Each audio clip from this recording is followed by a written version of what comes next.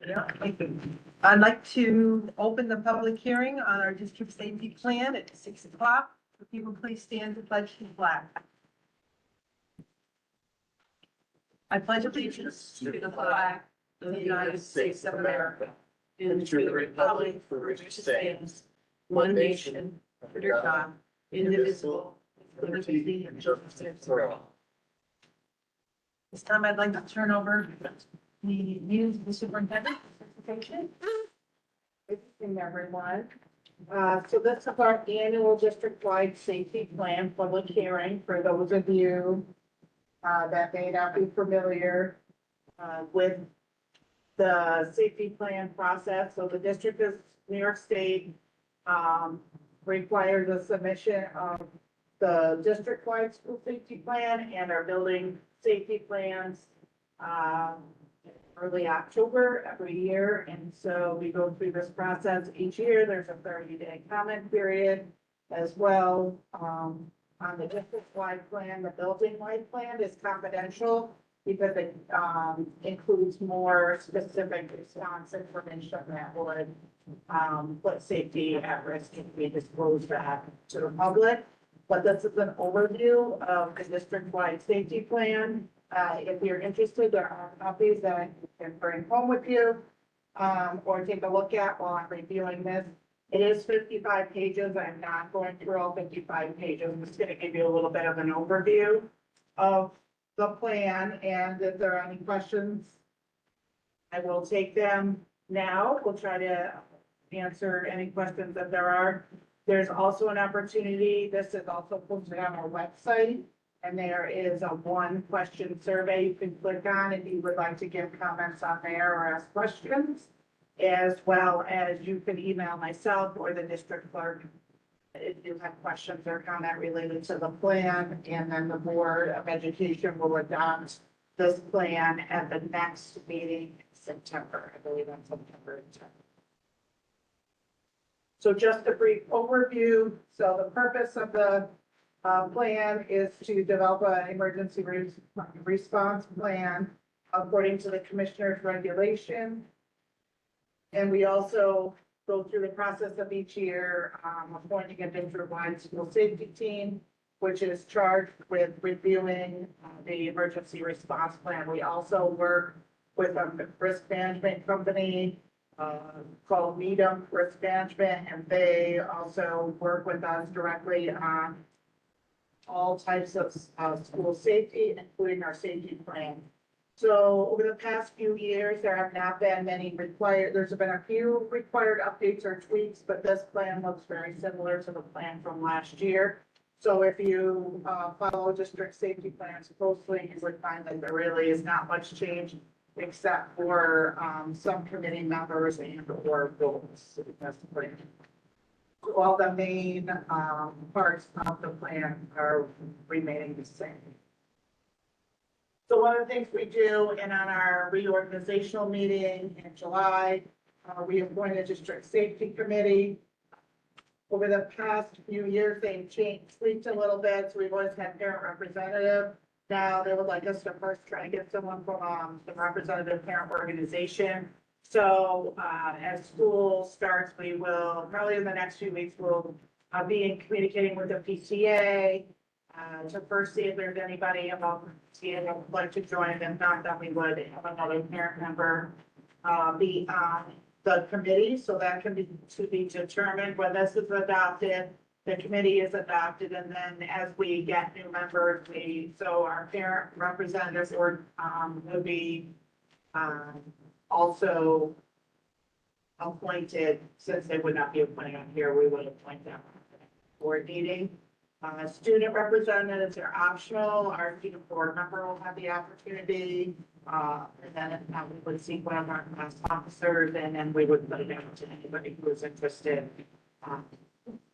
as well. So then they would be appointed, and we have several additional members who are not necessarily required, but we feel are important to have on the committee for feedback as we go through our emergency procedures. And I will say, before I move on to the next page, we're very fortunate to have amazing first responder partners, and as much as they're available, we usually have one member from the state police, at least one additional member from the sheriff's office in addition to our school resource officer. And each has a count from EMS as well. So, we're very fortunate where a lot of districts struggle getting, full complement to their safety, committee. We have regular participation in our community, and I think that is, just so you know, give them a shout out. We value that very much in our planning. Concept of operations. So these are just some of the key components. So that if you read through the plan, it really talks about how we plan for emergencies or violent incidents, our initial response to the plans. And it really just talks about who's responsible for the notifications, and starts giving kind of the hierarchy of the chain of command. So again, if you read through, a few people kind of came in a little on the late side, our plan is over on the table by the agendas if you'd like to pick one up. Risk reduction and prevention. So again, also part of our plan is to identify the minimum programs. A lot of times we do a lot of additional prevention and intervention year to year. We try to bring in guest speakers, as well as having some very basic programs, but anything that builds community. Our programs concerning bullying violence prevention, we're working with Sweetheart Heroes for a 3-year program. So they'll be entering year 2 in our work on Sweetheart Heroes, which does a lot of work around building community, preventing bullying, teaching students not to be a bystander when bullying is going on, as well as really instilling hope in our children that they can get through tough times. So as you'll see, there are a few other resources, program initiatives that we work alongside of or we use as guidance. And dignity for all students is also a very big guiding force in terms of all of our work in building a positive culture to promote school safety. Training drills and exercises, you would see outlined in the plan, the different types of drills that we will go through. So we now are required to New York State is have trauma-informed drills. And so what that really means is that we're giving notification out to families for our lockdown drills and our evacuation drills, which are formerly known as fire drills. And making sure that we're notifying parents that if they so choose, they can have an opportunity to speak with their children before and or after the drill. So the idea is that we want it to be preventative and informative to us in terms of how we continue to build and improve school safety, but we don't want it to be traumatic for kids when we're having a lockdown. We want to make sure that they know that there is no emergency that's involved with the drill, so that they don't have undue stress or alarm. So it talks a lot about our training that we go through annually for our faculty and staff. And with our students at times, our go home early drills, safety, intervention strategies, mental health, social emotional well-being. We have a lot of reporting requirements of receipt, procedures that we follow, general awareness training. We also do it for faculty and staff. So last year, our school resource officer worked doing meetings with all of our 7th to 12th graders individually by grade level. We do periodic work with the elementary school to help students have the opportunity to ask questions about emergency, what happens if I'm in the bathroom during a lockdown, or if I'm not in my classroom or I can't get back to my classroom, so that they feel comfortable and they have the opportunity to build their capacity for being able to respond in emergency and having options, as well as just asking questions about safety in general. We all also administratively, and oftentimes there are opportunities available to members of our safety team to do additional safety training. And I was just actually more, and I'll talk about it in my report, at a regional training for our information center. It's called the RIC, our Regional Information Center. They do all of our technology and data, but they had two members from the FBI on Monday that presented to school superintendents and other school leaders about threat assessment, threat response, and not only responding to incidents, but also technology that's available, but especially we focused on swatting incidents where law enforcement is often called out in a false emergency to either divert resources or cause alarm or harm inadvertently to others. Assignments or responsibilities. So this district plan also, as you review in here, there are some assignments and responsibilities that are public and assigned in the district plan, and then there are other that are confidential and private building plans as well. Response really dictates a general overview. So we put these together. You would see them be very similar from school to school. So we follow a lot of the recommendations of FEMA or depending if it's a natural disaster. So a lot of times you think about, well, it's not just a school shooting or a violent incident. It could be have a weather hazard or weather incidents. There could be a lot of hazmat. There could be a lot of situations. So we have a few different agencies that recommend and update their procedures, and we follow those and we implement, put those into our plan. And so we also then put together information. We have a list of our fleet. We also keep track of what type of hazardous incidents could happen in our community that might be unique to our community. For example, we have the rail road come, we have trains coming through here. They could be carrying farm chemicals or other things. We're near a gas station. So other hazards that could possibly affect us, we plan for as well. And then again, there's a recovery piece after you have an incident. We have to plan not only for what you think of as physical recovery, but mental health recovery, maybe veteran recovery in some of our facilities. So all of those types of things are part of our recovery plans. And again, more information that we find with this. Finally, a lot of the appendices that are in here, school resource officer agreement really talks about and outlines the roles and responsibilities, the expectations we have of each other, as well as, things that the school resource officer would not do as well. We want it to be community building. We want it to be mutually beneficial. We want it beneficial to our school community, as well as being a person who could assist us in an emergency or situation.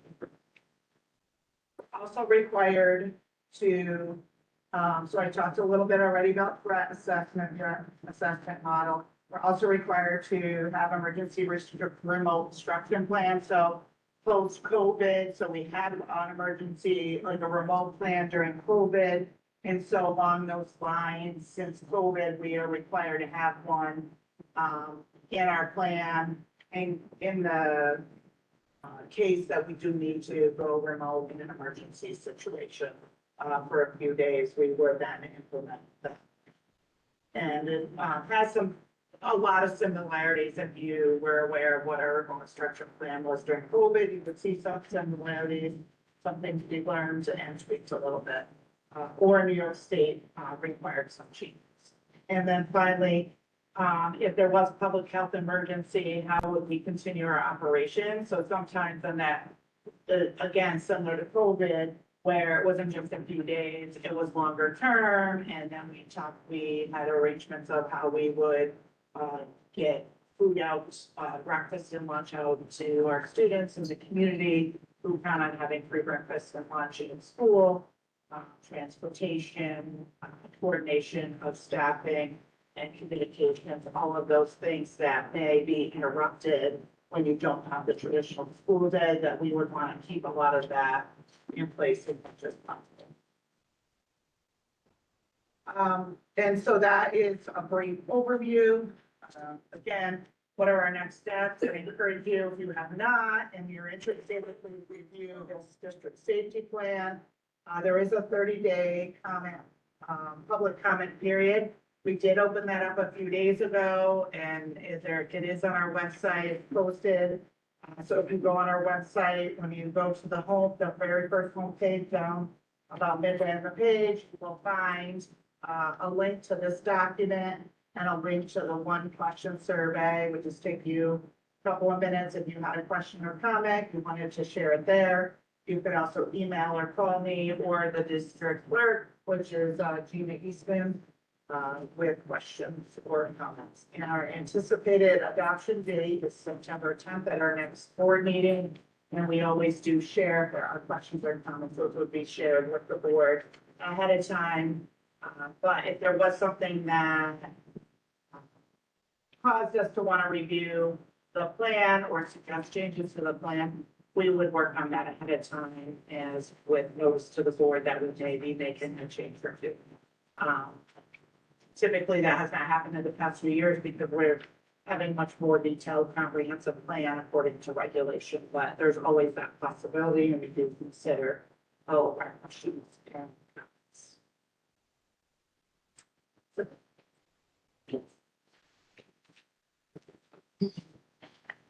Is there anybody who has any questions for the board about the safe harbor? Sure. Given the implementation of the governor's policy regarding that, Yeah. those have to be blocked up on how is that impacted? How does that impact?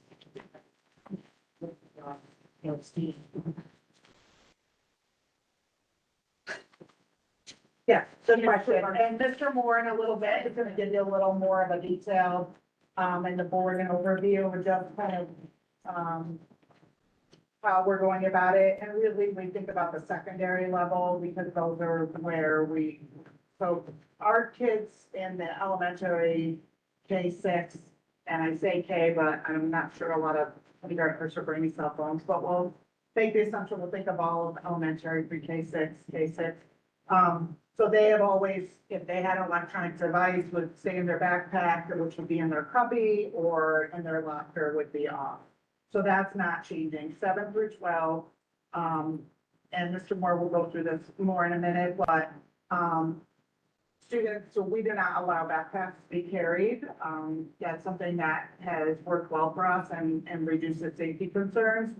And so we would, those get locked in the morning and go through the detail, but we do have portable unlocking devices that we would have, we're hoping to have, we will have at least one, but we're probably gonna have at least 2. And our goal would be to have 3, but, that we will have we have go bags. So that's something, every area, every office, I think we have 5 or 6 go bags. So we have, our nurses have go bags, and then all of our administrative offices have go bags. And so at least, we have at least 2 and 3 unlocking devices. Really, we need them for the high school kids that we would have outside. So if we had, just say an evacuation, all of a sudden, you know, there was some reason that we couldn't come back into school, we have those outside, and then we would have an orderly way where kids basically you just walk by. It's happened. Yeah, no, you should, you should. Yeah. Where children unfortunately had to make emergency calls. Right. To get. Yeah. So Yeah. in the elementary school, those will not be locked up, they'll just stay in their bathroom. Yeah. And Mr. Moore, I don't want to do too much to this. Okay, I didn't mind how that. But yeah, he'll go over, and if you still have more questions, I'm sure he'll answer as well during that time. Any other questions? Over here. Yes, Who's the risk manager that we retain the services from? Needham. I think you were just coming in when I was talking about Needham risk management. Not BOCES? We do not use the BOCES. A lot of the schools, especially up in our region, use Needham risk management. It was typically, so our regional BOCES does not have, so it would, the only, services are out of Cluster R3 or, CAP region. And, so we found that wasn't working for us, and so we switched over to Needham, but it is aidable, and we are able to bill it through BOCES, so there are several schools, so we have a pretty meaningful source of. And what's nice about that is they do a lot of training in the state, in terms of risk management, and because we already buy their service, we can send as many people to those trainings and there's no additional charge, so, Thank you. yes. Are there any additional questions to address the safety plan? All right, at this point, then, I'm going to close the hearing, 6:21. And we will move immediately into our regular meeting. And Gina, do we have any amendments to the agenda? We do have an addendum that has 3 personnel, include 3 action items. Well, going on to the 1400 personnel on the standard action.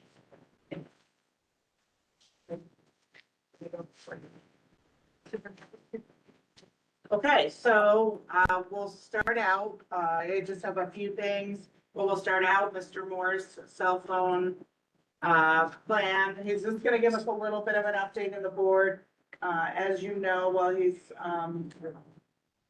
been working on this nonstop.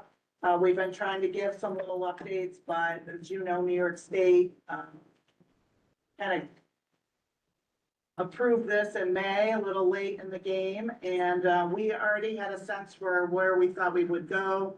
And in the last few months, May and June, the principals and I had meetings with the teachers, and so we were also polling them. Mr. Moore met with students and kind of gave them a little highlight and an overview of some of this presentation and let them know what to expect, trying to reduce anxiety. But we still had to really put it all together. We just finished a Q&A as well that we're going to be putting out for students and parents and families who may not see this as well. So we're planning on communicating in a few different ways, but we thought it would be helpful to the board to do a presentation just so you could get a little more sense for these vouchers and kind of what we think our procedure will be. We've been fortunate enough, Mr. Moore has been getting feedback from two other schools, correct, that Warrensburg and Cambridge implemented this last year, so they've been sharing a lot of information with us, kind of trial and error, some things that they've learned, and we feel like we've got a pretty good plan. Could change, but this is where we plan to start. Okay. So obviously, most people know about the cell phone bell ban that's been passed by Kathy Hochul. So this is a law from the state. It is not from Salem. We didn't do this. I know a lot of kids seem to think that somehow we had any decision in this. So this is from the state. So obviously, you kind of have to follow it. I thought we were already calling it the Will Moore Law. You can, it wouldn't be accurate. So yeah, so K through 12, cell phone ban, bell to bell. So for that, that means 7:55 to 2:27. So at 2:27, they have used the cell phones. Our school day does end at 3:12. So I know there's a lot of, and I'll go through it, but a lot of things about like sports and things like that at the end of the day. So this includes, in the cafeteria, I know this year we had, I think they were allowed to use their cell phones in the cafeteria, so obviously that's not even the case. This is bell to bell. All right, so just very quickly, I know the reason why they did this. 97% of students use phones on average 43 minutes per day. I don't think there's any surprises here. We know that kids are And adults are glued to their phones a lot, so this is kind of that mindset. On average of 43 minutes per day on social media, YouTube and gaming, and I would bet that it's probably even higher than that. 50% of students get over 230 notifications per day. This is a study from Common Sense Media. Some getting as many as 4,500 per day. 23% of these occur during the school day. So I think that's kind of the mindset that the state had when they came up with this. So the benefits of a phone-free school obviously are fewer distraction and improved focus, less cyberbullying, fewer fights and social media related drama, increased engagement, improved attendance, less cheating, and less stress among students. All right, so these are the things that I'm hoping to see. For me, just having to deal with these kind of things. I dealt with a lot of this stuff this year, the cyberbullying, those kind of things. Were a big part of what I had to deal with when it came to discipline. So that's kind of the norm. So here's our plan. So we have yonder, and these are the yonder pouches. Okay, it's simple. I mean, it's earbuds, cell phones, smartwatches, anything that is hooked to the internet has to go in here. It's pretty spacious. All it is a button. You just push the button and then you just insert it and it's locked. It's locked for the day. They cannot, I mean, in theory, they cannot open it for the day unless they have one of these magnets. When they come into school, they'll have one of these magnets. There'll be some of these magnets on the hall, in the hallway when they come in. They will lock it and they'll be set at the end. I should say, at the end of the day, these will be on the wall and you just put it down, you push the button and then you can open them. Then you take that home. And the kids, so that's the thing, the kids have this on their person all day. So Or they can leave it in a locker. they can leave it in a locker if they want, but I know people obviously are very attached to the cell phone. So this is their pouch for the year. So they can hold on to it, they can put it in the locker, they can bring it to class, it doesn't matter. And they can take it home. And they're encouraged to take it home. And they're encouraged also to, when they do take the phone out and stuff like that, to lock it again, because this pin can be a little sharp. It could probably do some damage if you like reach in your backpack. So kids will be encouraged to close it even when it's at home. There's enough room, so cell phones, Cell phones, earbuds. yes, there should be enough room for all of that. How are they being tracked? Are they gonna have like, They will all be numbered. okay, I just got these last week, so they'll all have a number. Every student will be assigned one. okay. And there's a spot, right? And Yeah, there's a spot here. or something with Just for their explain name what- in it. Well, that's what I was gonna say. I'm not gonna put the number here. There'll be permanent, sharpied on a number, so. So if they they'll get know. left behind. So they get left behind and things like that. So, next one, please. So the locking station, like I said, this is a unlocking station during the school day. So if these are on the wall, you can unscrew the magnets. So it's not like they can go and unlock it during the school day. And then, toward the end of the day, we'll hook them up again and then all the kids will do it. Yes, it is kind of a logistical nightmare because you're gonna have 200+ kids trying to unlock their cell phones. We also have, and Ms. Collier made reference to these will be in the go bags, but we'll have ones that we can carry around. They do the same exact thing. So they'll also go outside for fire drills and things like that, just in case we do need to unlock the bags. Like I said, phone, smartwatch, earbuds, there's enough room. This company's been around for a little bit. If you attend BOCES, I'm not sure what the BOCES placements are, but they do have.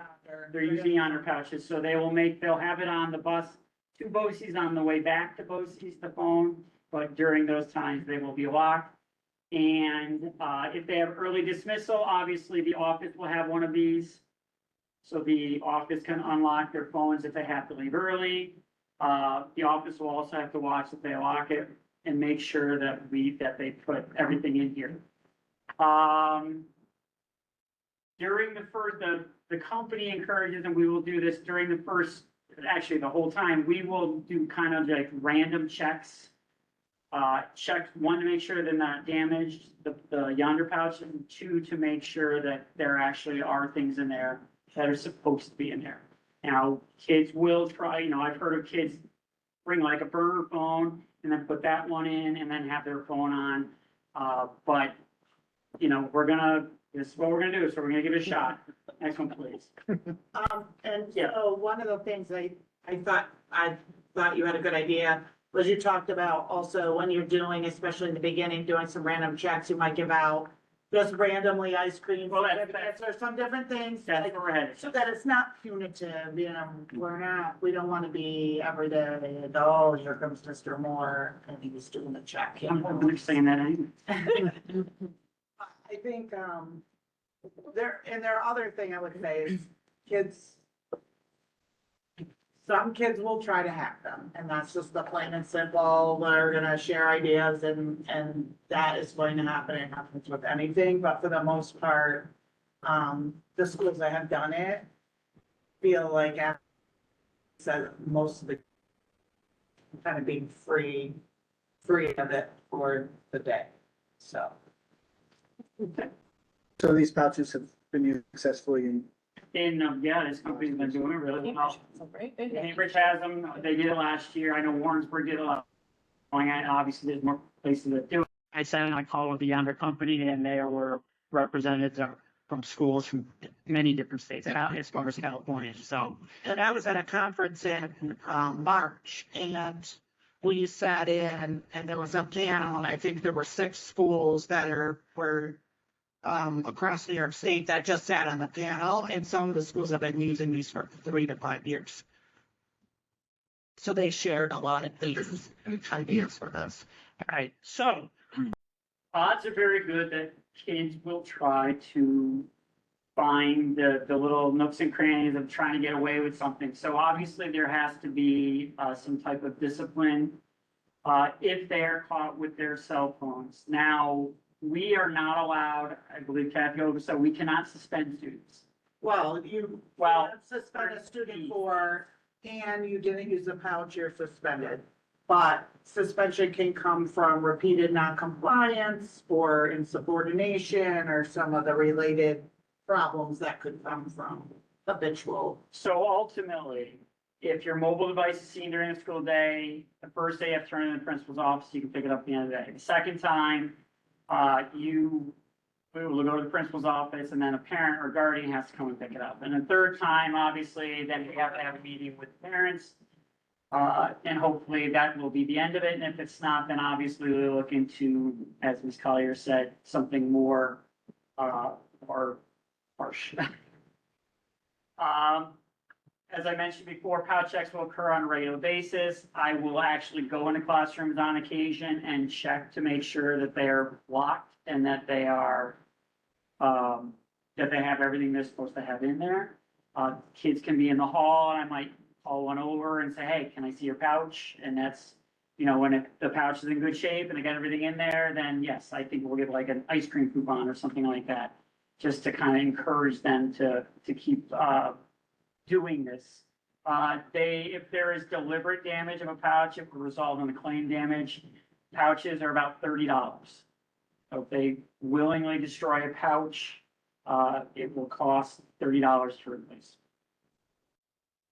All right, if they forget or lose one, we obviously will have extras in the office. If first offense, if you don't have your pouch, we're just gonna take your phone and keep it in the office. Second time, obviously the same thing, parent guardian. Third time, principal's office, so very similar things, but that won't be an excuse that I forgot to bring it, or I lost it. We will have extras for them to use, or we can keep their phones in the office. In June, we sent out a survey to the students, and we sent out surveys to parents. And as I looked through what they put. So these are some of the questions. So one of the questions is, what if there's an emergency where our parents need to get a hold of us? We have landlines. They can call the office, the parents can call the office. Kids are allowed to go to the office and call if they need to. We do know that it will probably increase traffic within the office setting, but, you know, this is what we're gonna have to do. We'll figure out the logistics of it as we see it, you know, as it develops, as it goes on. So it's not like you can't get a hold of your kid. You can easily, a parent can call the school if they have something that's an emergency. We will get that message to the student. And the same thing, if the student has an emergency, they can go to the office and call a parent. So it's not like you're not able to contact them whatsoever. All right, again, one of the student concerns, contacting home in case of personal worries. I'll reiterate it. They are allowed to go to the office and call from the office phone if there's something that they need to deal with one way or the other.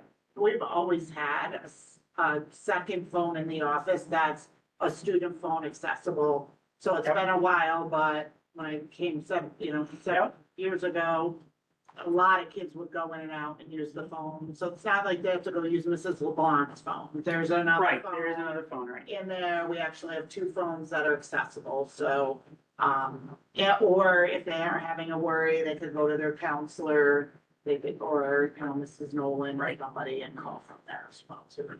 All right, you're right.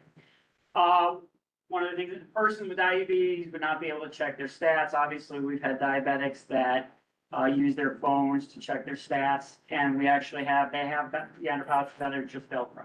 So they would get a pouch with just Velcro on it. You know, again, it's a little hard to pull. It's also very noisy, so I wouldn't be too worried that kids were abusing this either. But that's what we have for kids that have a medical reason to have a phone. And you have a process, right? You'll have a process where they, at the beginning of the school year, you're reviewing IEPs and 504. Yeah. Or students or Yeah. parents can make a request that you would evaluate as to whether or not it meets the. Yes, and Ms. Jones and I already casually talked about that already, so we will go with that. Student concern, I work after school and sometimes my schedule changes and I need to be able to check it to see the see changes before going into work. Again, one thing is that the bell to bell for us is till 2:27. So they can certainly after 2:27, they can check. And again, it kind of goes back, if they're so worried about it, they are allowed to go to the office. All right, so that shouldn't be an issue. What if I need to text my parents about something personal? I can't. In this case, if you feel comfortable going to the office, talk about it, you can go to a counselor's office and use that phone if it's something that you don't want other people to hear. So there is that option. What about sports? If someone needs to be picked up by their parent, how are they supposed to know? It's till 2:27. Okay, so sports practices shouldn't be an issue. You'll have your phone. Kids will have their phones, so they should be able to contact parents if they need to be picked up and things like that. Games too. That's not an issue. All right, so that's the rough estimate. That's the rough go of it. Does anybody have any questions from the board? Yes. I do have one. I had a seventh grader a year ago, who I think forgot his phone book 5 times. Forgetting your yonder pouch. I'm assuming that escalating kind of thing is if the kid, you go to check, find out he has his phone, not his pouch, and says, I forgot my pouch. Not if the kid walks in the morning and realizes he doesn't have his pouch and everyone else is walking and goes to the office and says, can you hold on to my phone? I forgot my pouch.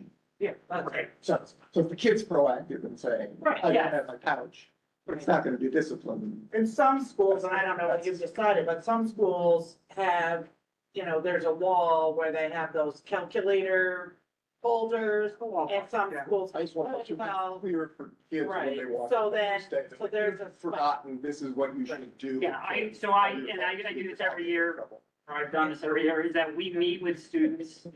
We meet with each grade level at the beginning of the year, so that will be one of the things, obviously, I think will be a hot topic.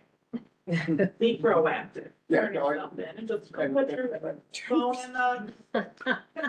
Put it, put your phone in number 5, you know you're in the calculator pouch number 5 in Mrs. LeBlanc's office and you're good to go. Yes. Is there a plan in place for dealing with situations where students are being not allowed to go, being dismissed by a teacher, being not allowed to? To go to the office. Office to go, because I've been in that situation with a child. So I mean, I will meet with my teachers and they will, because obviously we're gonna have to talk about this. If they need to use the phone in the office, they're gonna be able to go. You know, the one thing I would be concerned with is the overuse or the abuse of said permissions. But I'm not gonna go into the school year thinking that's what they're gonna do. I will see how it shakes out. If I hear that a student is going out often, then I will obviously have a conversation with that student and parents if need be. But likewise, will there be a conversation with the teacher who has just dismissed or not allowed, because that does, Well, I mean, I don't abuse, the abuse of it by students, obviously. yeah, no, Addressed. However, I've had a student not allowed to go to the nurse's office when they're ill or. right. I not allowed to use the restroom I when will they be need to go. instructing my teachers that they should not be, I mean, I tell them they shouldn't be saying no to go to the bathroom. When my student. So I just. So, and I'll be honest with you, I know what has happened. But, and it's the same thing, I will instruct my teachers that they can go to the office. Especially probably within the first few weeks, because it will take some getting used to.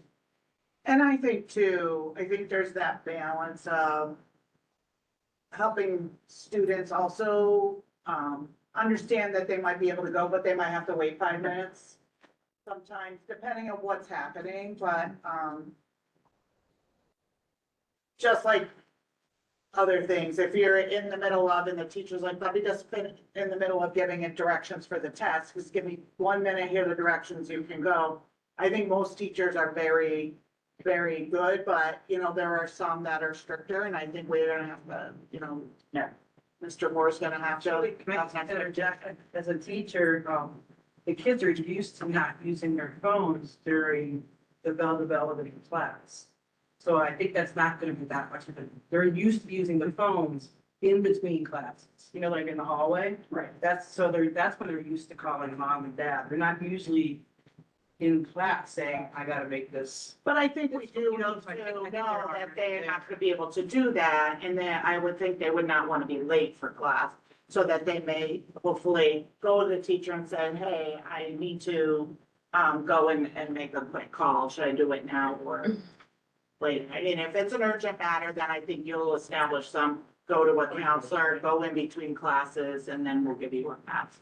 I mean, I would encourage the kids to try to do it between classes as far as, excuse me, if they need to go to the office. But I know there's gonna be times where kids are going to try to go during class. And again, if it's a one-time thing, that's fine. It's the people that might do it chronically that we have to kind of watch out. So how often do you see kids like sitting in class with their phone between their legs? It happens more than you think. Yeah. I mean, last year in theory, we had a thing where everybody had to put their cell phones in wall pockets in the room. Every class had one, and that was the rule. But I know that I very often would walk out in the hall and kids go into the bathroom and they're texting on their phone. They're distracted. So now that option is not gonna be there.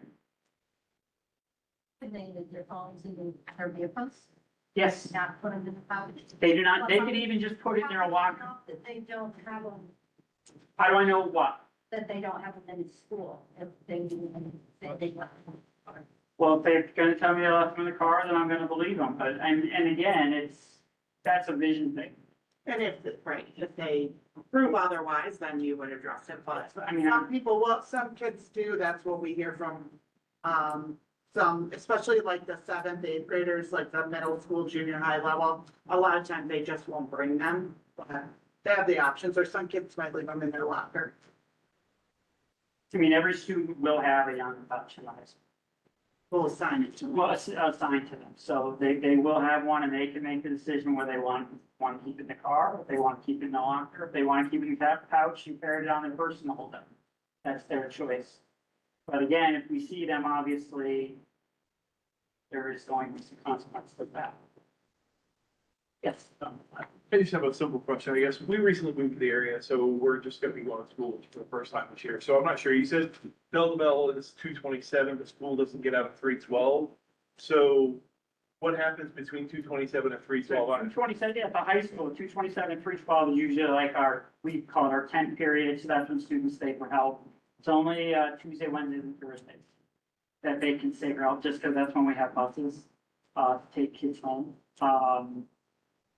So that's what that period is. So school normally ends at 227? School normally, the normal school day ends at 227, but we do have that 227 to 312 time for extra help. Gotcha. Clubs, if there's something like that. Is this a funded mandate by the state, or is it like they required AEDs that cost them $1,200? It is funded by the state, but I think we decided it's roughly about 17 to 18%. It's, $10.90 a student we get. Partial, it's very, very small. I hope that the board, through NISBA, is advocating for an end to unfunded mandates. I don't disagree with this mandate, but it adds to the burden of financially stressed schools if someone in Albany comes out with a mandate that's not 100% funded. I would agree, and I think we have a couple more coming down the pipe. Just go. Yes, Scott. So despite it, the governor being well, the couches are only being applied to high school. Or So ultimately, it will be 6 through 12 that I believe we are doing pouches. Because actually our sixth graders are actually in our building, right, they're right over here. So 6 through 12 will have pouches. The rest, like Ms. Collier said, will be in their bags and then probably you just find that numbers wise, most pre-K to fifth graders, I know some have phones, but there's not, a majority probably do not at that age. The governor applied, I know it also includes, if the governor's ban left, or wording left some discretion for school on applying to certain. How is it going to apply to smartwatches, leave them on that, even if their the internet capabilities turned off or anything? For children, specifically for children who need reminders or something where they need, I would guess that even if the smartwatches if the internet has been disabled in some way, they would still have to put it in because I don't own a smartwatch, so I don't know. It's in our policy, that's our policy, is no smartwatches. Yeah, so, because I think they can be turned on rather easily, right? I don't, like I said, I don't know the smartwatch, so. we're trying to navigate it with a rising sixth grader who has writing about. But again, that could be written in. So that's where Bill and I are. Yeah, Rolling with some of our kids to design 504 plans for IEPs that will include the ability for those. Headphones. Yeah, and headphones will be for like, I mean, Well, noise canceling would be allowed. right, but the earbuds. Yeah, it's for the earbuds, I But think. anything that's playing in the background with their background noise, anything like that. Or not. Yeah, and when it comes to those, I mean, it is a case by case basis for some of the students, and like I said, Ms. Jones and I will. So we would have, there would be an option, right, for some students, who might need those at certain times, the music or that type of a thing in their plan. So the discussion is having, they're not earbuds, they're not wireless earbuds, they're the headphones. And that on Chromebooks, so what some schools have done, and so these are some of the things that we've got to feel out how that'll exactly work, but what some schools have done is had acceptable, like Spotify or Pandora type of, so through our library system, we also have access to some of that, but that we know is appropriate music, that then they would be able to use a certain type of headphone and access that through their Chromebook without having to use a phone or something else and then not being quite sure what's kind of going on. So that's something that we have to work on and kind of work out, but some schools have found success with putting some of that accessible on their Chromebook within our filters. And so some of those will be options. I don't know if we can exactly say what it looks like, but we're open to that. I hope you don't call yourself the cell phone sheriff. I will not be calling myself. That would be terrible. I have a question. Go ahead. Yes. My son uses his, cell phone as his graphing calculator, so has the school made sure that they have a graphing calculator for every student? That's what I need one this coming year, so that they can't use the graphing calculator app. Every math class has a class set of graphing calculators. Yes. Just making sure, because I have to pay for mine in high school and. Yes, I know. I just paid for my son's. Not cheap. Mason, what's up? So last year, for example, in history through film, one of our assignments was to watch an episode to later report on. In this case, of course, you can't have multiple students listening to different episodes in a loud classroom environment with no headphones. Is there a scenario where you, if the teacher does not provide the headphones, that a student can bring in these headphones to listen to a class? There We is have a lot. A lot of headphones. we do have a lot of headphones, especially knowing that this is coming down. A teacher would we would have to have a discussion. So I won't say it's off the table, but it would be between me and the teacher, figured out more. Okay, Well, it could be classroom, you know, like a lot of the elementary, we have classroom sets. Well, with the ARP money, so through that grant process, we bought a lot of headphones and, Mrs. Jones was looking to buy headphones. I'm like, are you sure? Because we bought like 1,000 pairs of headphones. And I think we did find quite a few that are unopened. So like, for example, Mrs. Perkins could go to Mr. Moore and say, I'd like a class set of headphones, and he might want to know, like, right. I thought it was just the wireless, like Bluetooth headphones. My kids have the cheap ones that plug in and they're wired and they go in their ears, but they only plug into the device that you need to listen to. They're not a Bluetooth thing. Those are banned as well? it's, no, But they're they're usually not on the banned. list of And stuff those we kind of know. things that you can plug in, like people might have their Chromebooks and they can do it that way. Right, there's a So lot of that's kind of what we're, wireless yes. Bluetooth things. That Those it's ones are more like the fine. AirPods, the I wireless. don't want my kids get things that. Yeah, you don't have to use community headphones if you don't want to. We will have them. Sorry. Yes, you could. Yeah. Right. Yeah. Okay, good. All right, thank you. Thank you. Thank you, Will. Thank you. Just a few other things, so.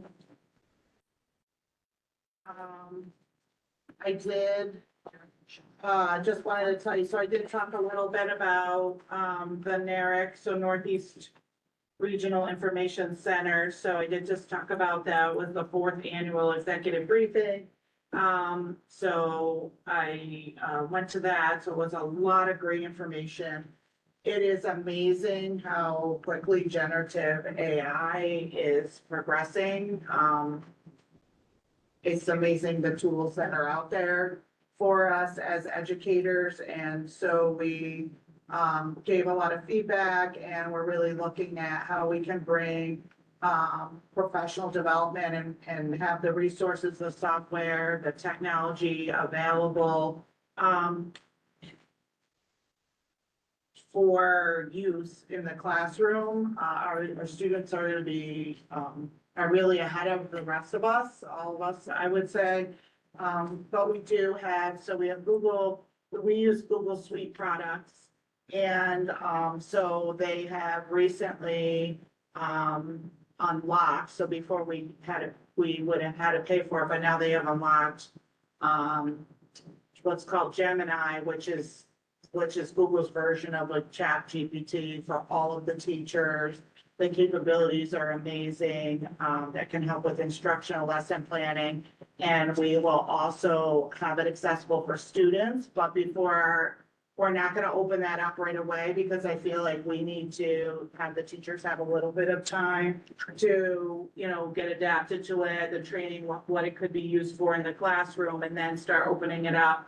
I'm hoping it'll be during the year, but I don't want anyone to think on September 1st, we're just all in. I feel like we have to be thoughtful because and I know we've talked about it in our policy, is that we want our teachers and our students to learn how to use this.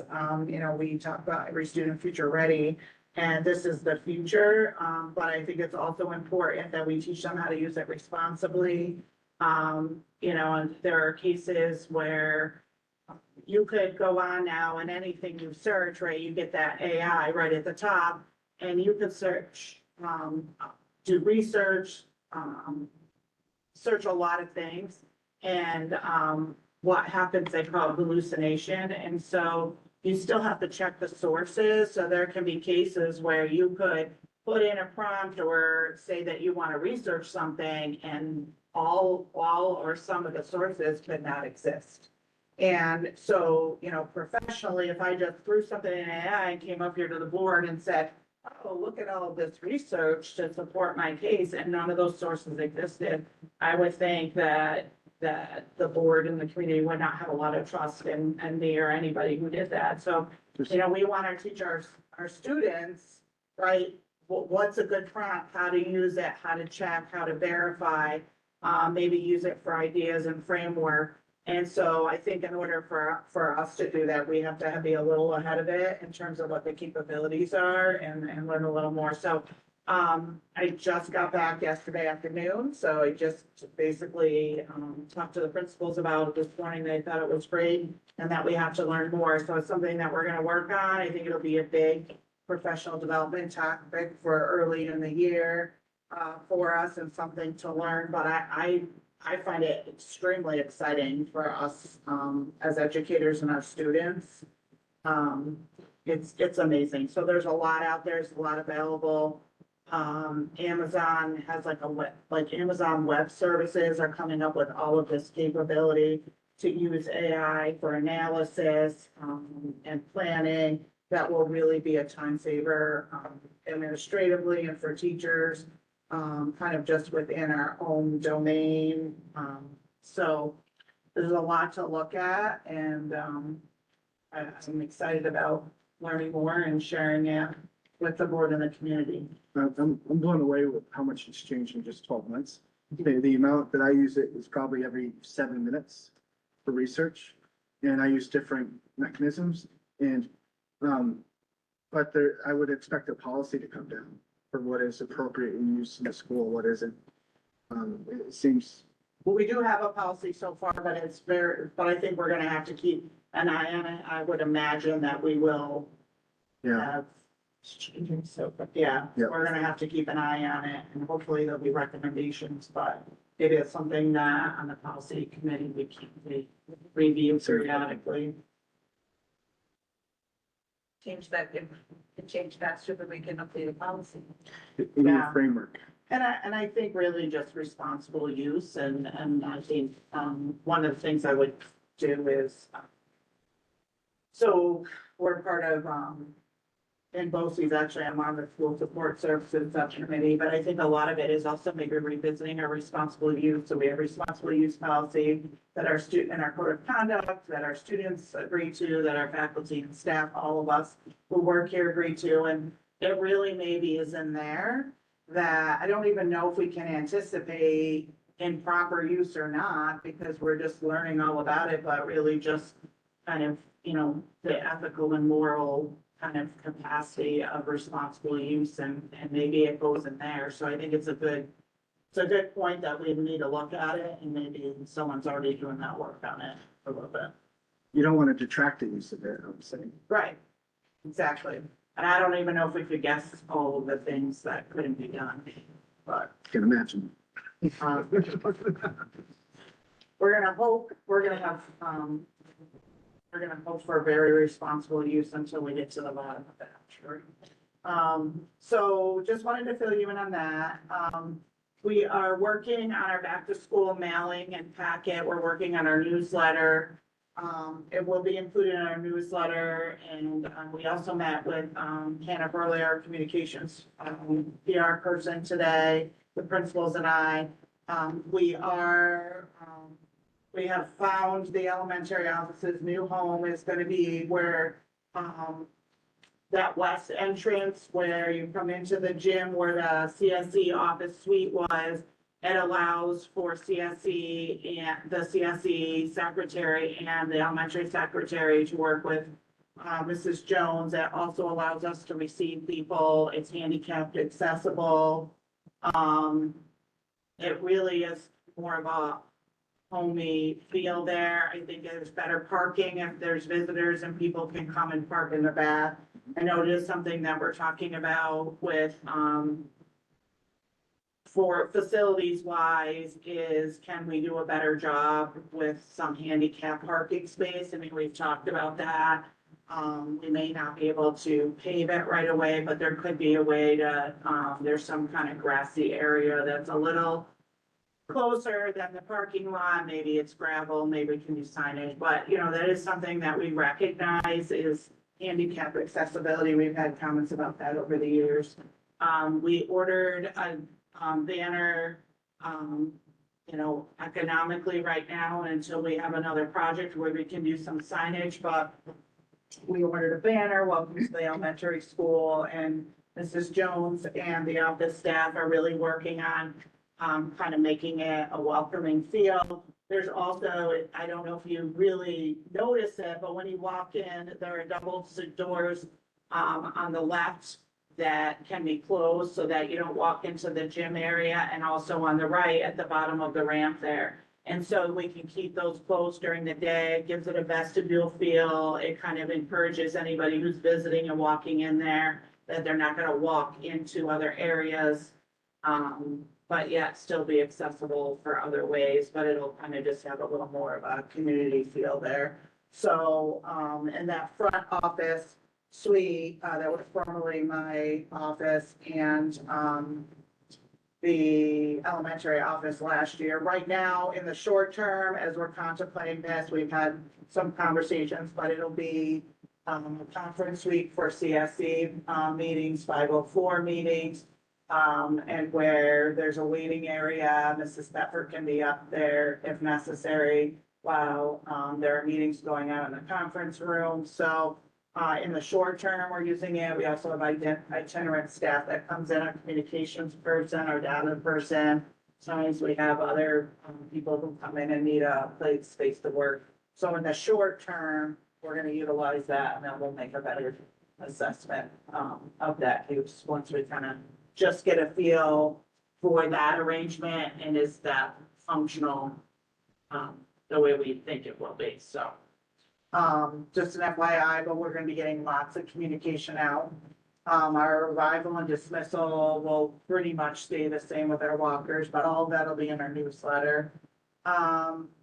We do, so, as you know, we started with Parent Square last year, and we really, I'm trying to be deliberate and do a good job with what we're putting out there, and so we feel like we're ready to step up. There are a lot of additional features that we can use. One of the more recent ones, which I just created probably early spring, late winter, was a community group feature. And so we are ready to put that out. So we've had a lot of requests from grandparents and other community members who like to be in the know. So they can sign up in the community group. It has to, it's hard, we can't really send out an invite, but we have a link. So Hannah, there's a form that you can fill out. So for example, Dr. Mujitz, I know that you've expressed interest, like there's a link on the website. We're gonna send out, we're gonna do some QR codes and just send it out over the next few weeks. But you just fill in your email address and your name, your email address, and then kind of what you're interested in. But this would be for not necessarily everything, for every day-to-day, but a lot of the bigger things, community events, budget time information, all of those things that, and then we'll kind of, as we go along, we'll kind of feel out like what that sweet spot of information is, but it is something that we're going to start to work on. So I'm hoping that that will be appreciated, and we're going to need some feedback on it. But is something that is coming out. We'll have a little blurb in our newsletter about it, as well as, I think, putting it out some other ways, but it is on our website. So I'm in the nurse's office a lot. Will I be able to bring it to the front, or will I have to come around and bring You can still bring it, the nurse's office will still have a doorbell. And then finally, we'll talk a little bit, I think, more possibly about athletics. But fall season is starting the 18th. And, overall, not much has changed. You'll see that Cambridge has requested to merge, just over the past few days. They still have not had an increase in their modified soccer numbers. So they, I think last week, or we have maybe 5 modified girls players. So they requested to merge again this year, we merged with them last year. And then I think, as we sat, so Cambridge, the new Cambridge superintendent and his team, our team, we met together twice over the past 3 weeks, just to kind of get a lay of the land. And we've all agreed to, I think post-fall season, sit down with this, girls soccer coaches. The numbers are looking close even for varsity.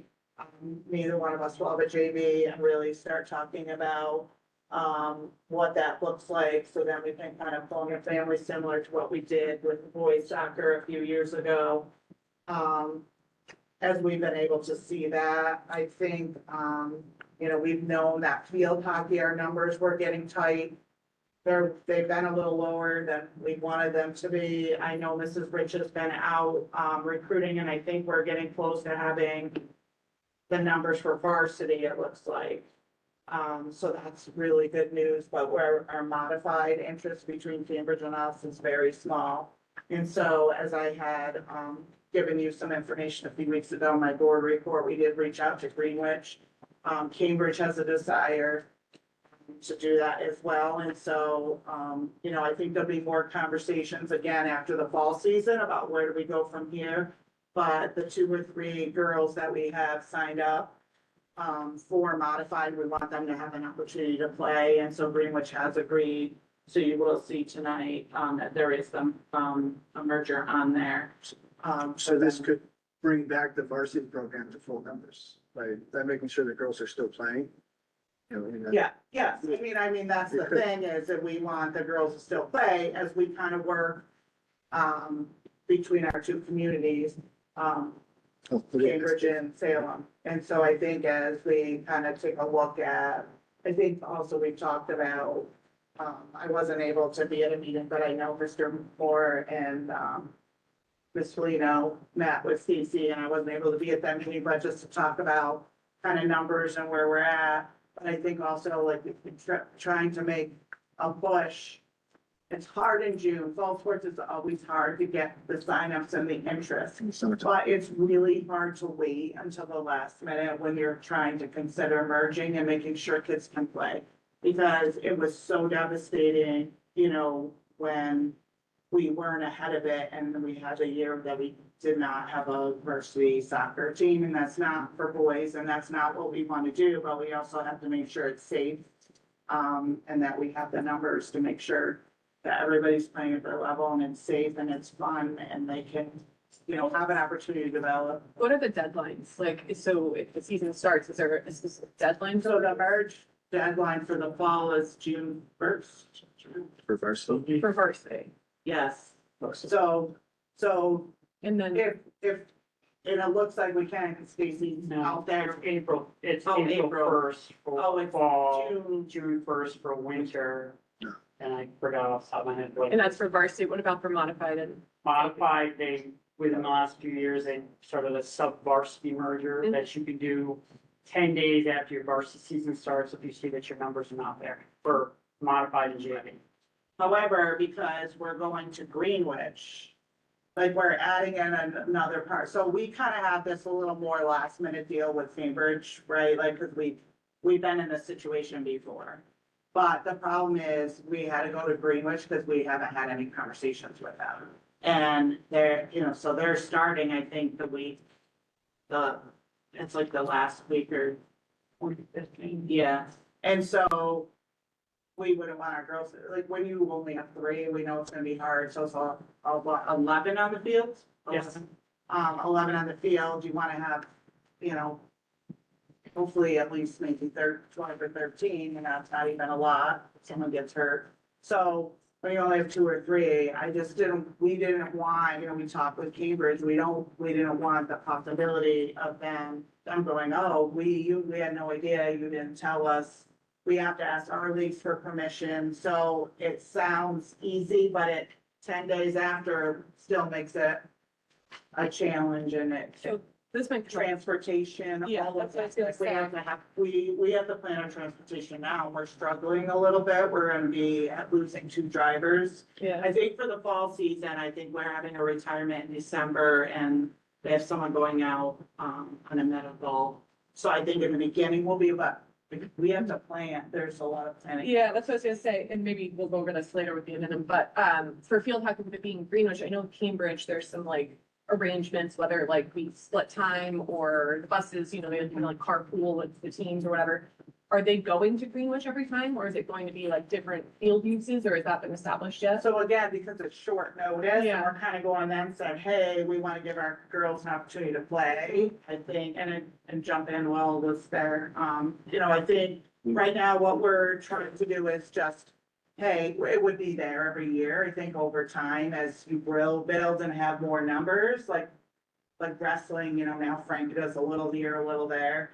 But the first couple of years, we need them. And so the last minute, we're gonna go there. But what we did with lacrosse was we sent out a van. Usually we could just send a van. If it's only 2 or 3 players, depending when the practices are, we may send them there, but the parents may say, hey, I'm coming home that way, I'll just pick up my child. So there'll be a little, if you only have about 2 or 3 students, it's easier to sometimes coordinate, because a lot of times the parents want to pick them up, or they're going somewhere else, or they live closer, and I don't want to drive past their house and, along the way to come to school and then go back and get them. So, but if you have, 10 or 12 kids that we're busing, then that, the logistics wise, that's a little more difficult. But, most likely now we would just send them in a van, correct? Correct. And we do have a little more flexibility on who can drive a van and who can drive them, as opposed to the bus. Sure. So it is a little easier logistically to work out. I have 2 5th graders that are field hockey players. Yeah. And I'm happy they're gonna get a chance to play. Yeah, we want to keep it going and figure out how we make a bigger push for future years. We make a new logo. That's a C, I got a cheat. Yeah, and I think, also having respect and understanding of Cambridge's, position in this as well. Because even if Cambridge only sends us 3 or 4 girls, that could make all the difference to us. And if Cambridge is like, sorry, we don't want to play 9 on 11, right? And they take 2 or 3 of their players and they go over to Greenwich, now we're still in that situation. So I like to be in more of a proactive, being in on the conversations right now and trying to work through it. And then we agreed on maybe having our subcommittee like quarterly. And so I think once we get closer, we can sit and talk about what questions we have and positions we have. And then the idea would be for girls soccer and girls field hockey, I think really are the 2 at the end of the fall season. We're gonna have to sit down with coaches. Initially coaches in Cambridge, and then depending on those conversations, kind of key in the parents. Right now, we're in a reactionary phase, but we did just send a letter out. Did we send a field hockey letter out? No, not yet. Okay. Okay, because we just put together a field hockey letter to send out to let people know, like, hey, please sign up. We're trying to get our numbers settled for varsity. We're, this is what could be happening, with modified. So I know, we'll have to check with Danny tomorrow about that. And we did send out a letter about modified soccer to families, was that last week? Yeah. I mean, it's ultimately, I would love to get to know if my girls are either gonna be field hockey players or not. And we have to know that the program's going to exist. We have to know that the coaches are gonna be good coaches. And we have good coaches, you've had a good program, and how do we know it's going to exist? They're in fifth grade. I have to know that field hockey is going to exist. How do we make that happen? I think by starting this process, and I think, having very realistic conversations and working, I think, Greenwich is very proud of their field hockey program as well, so I think they're a good partner that is committed to try to sustainability, but. And they're open to working with coaches as well. Yeah. That's important. Yeah, I mean, I think right now in the short notice, they already have their people appointed, but like as we move towards, eventually we want to move towards modify JV and varsity, if we could have all three levels, and and the new superintendent has been great at Cambridge. And we've talked about in the past is having a coach from each school Mhm. as part of the program, because our kids are going there, their kids are gonna be there, like having coaches from both schools, and they're very open. Yeah. So, Speaking program. and Cambridge is very supportive of that as well, so. It sometimes always doesn't work out that way, but that's our ultimate goal, is having coaches from both schools. And if it's a program, people may work at different levels Right. and work together, which would be amazing. Yeah, I mean, that, you've seen that grow between Cambridge and Salem over the years, where a lot of the youth leagues end up combined, or they're playing on summer teams together. And that's really how you see the grassroots of lacrosse has been growing with the three communities. Their youth is a three community. Lacrosse has been amazing. So. Okay, heard student board member. Oh, yes. So, we have a student board member who will be joining us, Wyatt Armour Marion. Did I get the hyphenation? I messed up. And so, yes, he's very excited. To join in. We had a commitment this evening, but we want to appoint him. I did share with you his little, statement, and, we were fortunate that recently in the spring, I had missed it, but, I was at a, update, and, that they had waived the residency, so he's a, newer to our community, but very excited, and Esther Moore is also planning on getting him maybe involved in your student advisory group. It's gonna be nice, we're gonna starting to expand the role now that we've been utilizing a student board member for a few years, for expanding the board. Thank you. At this time, I'd get ready to open up the meetings for public comment. We're about to convene into public comment. As outlined in our policy, the public comment period is not designed to be a discussion. Please do not expect the board to respond to your comments or questions tonight. We will, however, respond to your questions at a future meeting if necessary, or have the proper staff member get back to you at the appropriate time. Anyone making a comment to the board, please come to the podium and state your name. All speakers should address their comments to the presiding officer only. Any group or organization wishing to address the board may come up to the podium, but please identify a single spokesperson for comments. Each individual speaker will be allotted 3 minutes. The individual time limits will be enforced so that as many members of the public who wish to speak may be allowed to do so. Speakers may comment on any agenda item or any matter related to district business.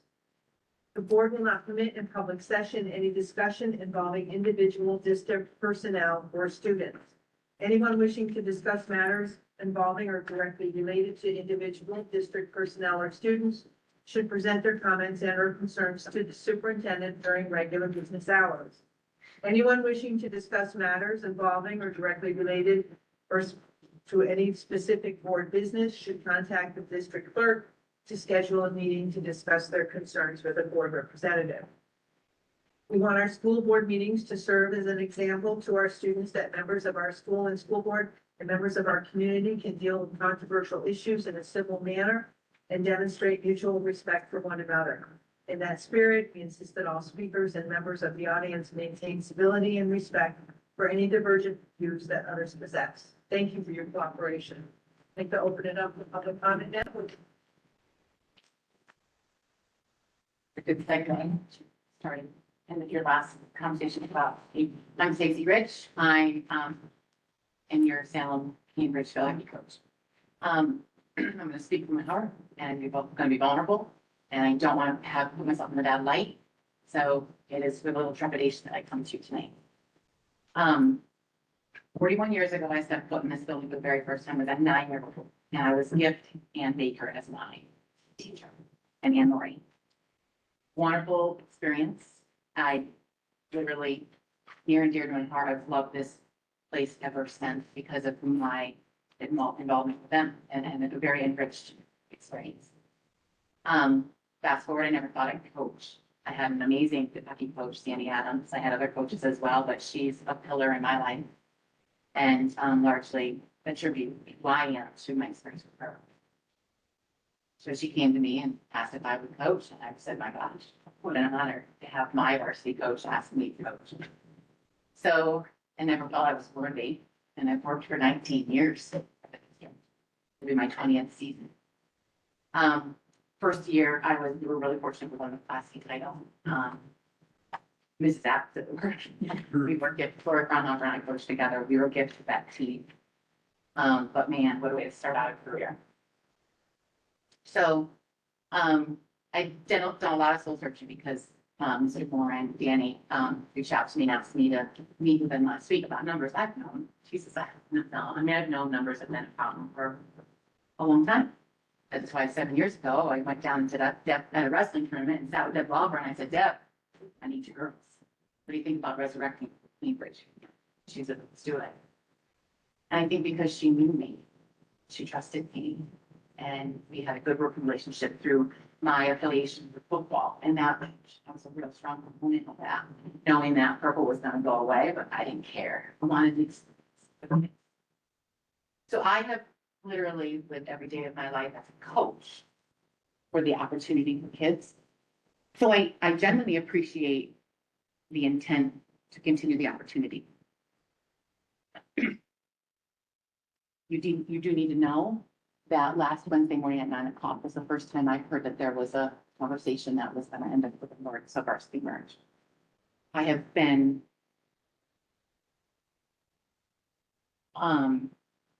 I feel intentionally left out of the conversation. And it's been really disheartening. And this is the stuff I've grappled with for the last week because I love this place. And yeah, I won that class. We won that Class C championship. We've got a banner up there. That was like never a part of my plan. And I wanted that again. I want that again. But for so many years, I've been about teaching. Sorry.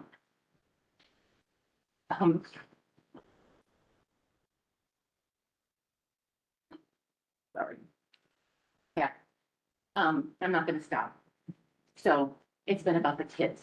It's been about my ability to enrich children. It's been told to me that group doesn't want me involved. Point blank, they aren't willing to accept me over there. And Will can attest for it. This was me broken in the office last Wednesday because I never dreamed that something I poured my heart into would be taken away from a school that does not know me. You can't judge me because I might have said a few things in a conversation 1.5 years ago when we first talked about this merge that we will play at all from schools because that's what you do. You merge, yes, they need us, we need them, all of that. And I apologize for going over time, but I think it's really important. You don't have to go on this tonight, and I get the time crunch, but you do have 10 days from when the season starts, and the modified season starts on 8/25. So you have until 9/3 or 9/4, and on 9/3, there is a 7th grade orientation. And if you would allow us to recruit the pants out of the modified program, I can tell you, we will do everything to put, it can be 7. It does not have to be 11. There was a big thing that went out to the league. We're all hurting. We're all hurting. I've talked to all of my league coaches this week, minus Friedland. She's giving me crickets. It's a really tough pill to swallow when I'm going into my 20th year coaching for you guys with nothing but my heart in it. And I just asked for that, and I get it if you don't. So I apologize for going over. Would like to be a part of future conversations. That's a respectful thing to do. Thank you. Thank you.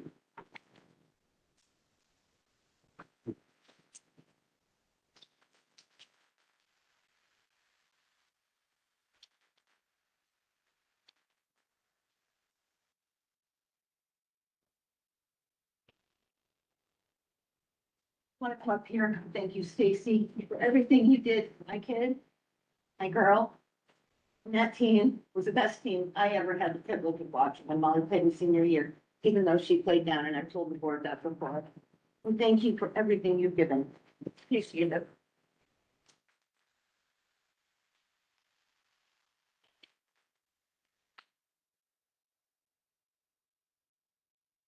My name is Dave McFarland. Like I said, I just moved to the area. My wife's family has long ties. She's a Dunham, true heart. Got a lot of family in the area. So you probably know her, don't know me. My daughter plays basketball. We just moved up from Florida. She plays basketball. We were fortunate enough to get connected through a series of circumstances with the JV summer program that's been going on with Coach Miriam, who seems awesome. And she asked my daughter about playing field hockey. So we watched some YouTube videos. So if I can talk to you after the meeting. Yes.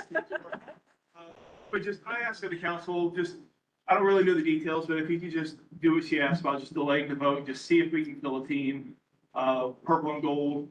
You know, my father-in-law is 84. He went to the school. I love that my daughter's gonna be able to go to the school, and I think it would be awesome if, we keep purple and gold with field hockey. Obviously, this town means so much to everybody. I just asked, if we can just wait, 10 days after the season like she asked, and just see what we can get happen here. Thank you.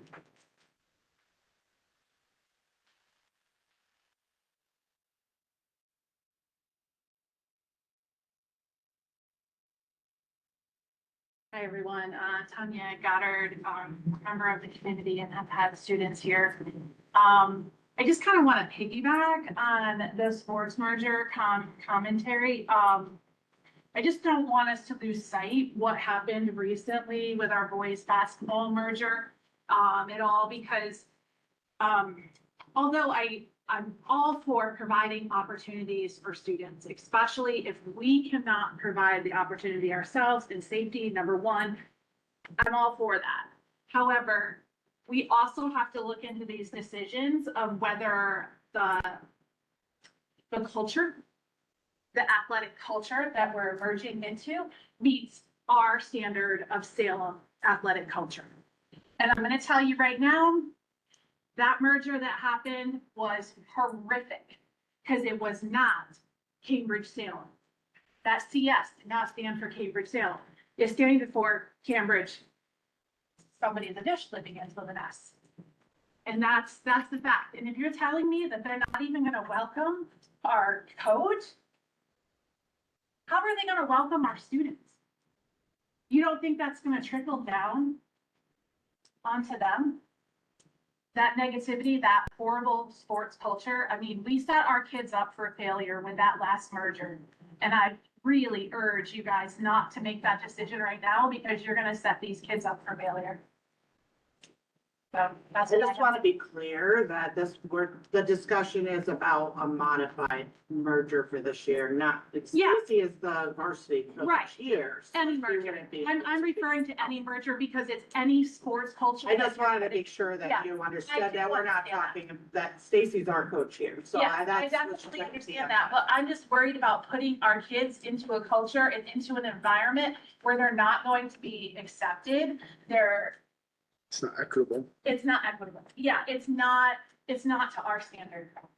And we have a lot of Salem pride for our athletics. I mean, we really do. And we have the best sportsmanship. You go to any school, like Salem prides themselves on awesome sportsmanship and our culture. What are we walking into? At any level. So that's what I had to say.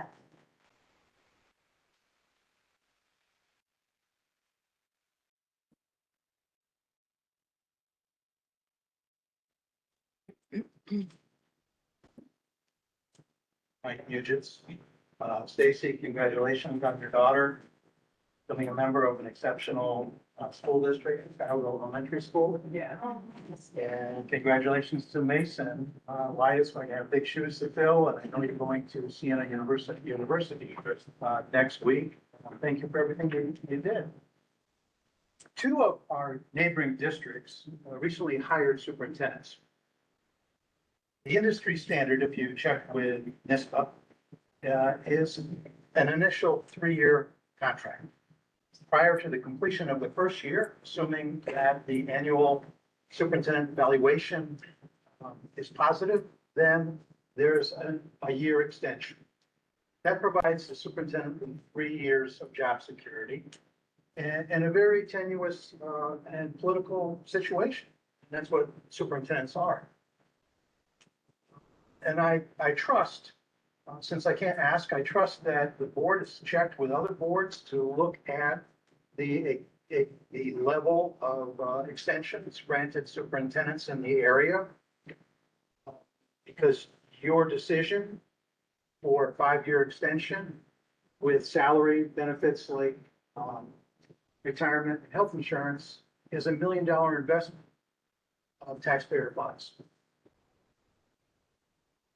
I can't ask you, but I hope that some of you have signed up for NISPA's virtual conference a week from tomorrow from 9 in the morning until noon on superintendent evaluations so that you are making informed decisions. The $140 for members is a very inexpensive investment in what I said could be $1 million commitment.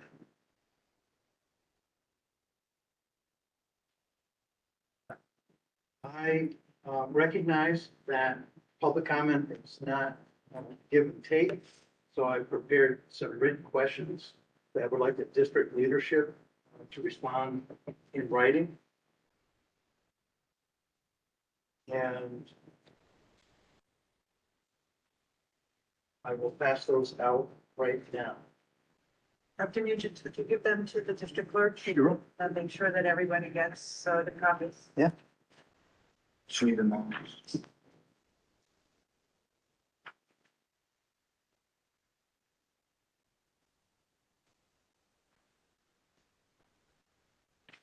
And for that request, I would expect and welcome written responses. Thank you. Thank you, Mike.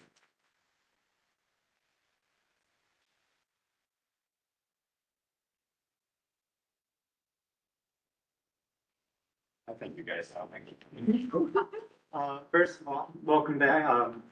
Long time no see. Marissa, I'm glad to see you on the board. From what I've seen tonight alone, I know you're going to be a great choice for the board. I'm also glad to see that Wyatt has taken my spot as a student board member. I was expecting him to be here tonight, but it doesn't seem so. But I hope that he will be able to take these meetings, which are all about dollars and data, and turn them and talk about the people that are involved, because in the end, they're the most important part. Just a few things I'd like to talk about. Coming from teacher-appointed IT specialist from my senior year, do not build a dependence on AI. It may be helpful, it may be the future, but if we have been able to run a school for hundreds of years without it, we definitely don't need to keep using it now, or at least build a dependence on it. I would also like to go on what Dr. Nugent said, is that the decision on whether or not to extend a contract right now is not the time. If it's going to be for 5 years and we already have a number of years set into place right now, there is no rush, because there's not going to be any big changes in the next few years. And maybe there will be, in which case it needs to be evaluated then. But if we build too much of a bridge to this future and that bridge ends up falling, it's going to be a full ordeal, especially if it's going to be a $1 million investment with all of these different bonuses. Because if we're already cutting programs these last few years and cutting departments and teachers, like Colleen Fish with the business department, and all Samantha Core and Molly Byron with the English department, and almost Jessica Best in math, and almost Danny Folino with her position, and who is now the athletic advisor, I do not believe that we should be spending this money or preparing to possibly spend this money in a time of economic uncertainty. Because when I come back from college, every break, and eventually when I do graduate from Siena University, I would like to see a stable, healthy school where I went to, because it would just be completely heartbreaking for Salem schools to fall because of any bad investments. Thank you.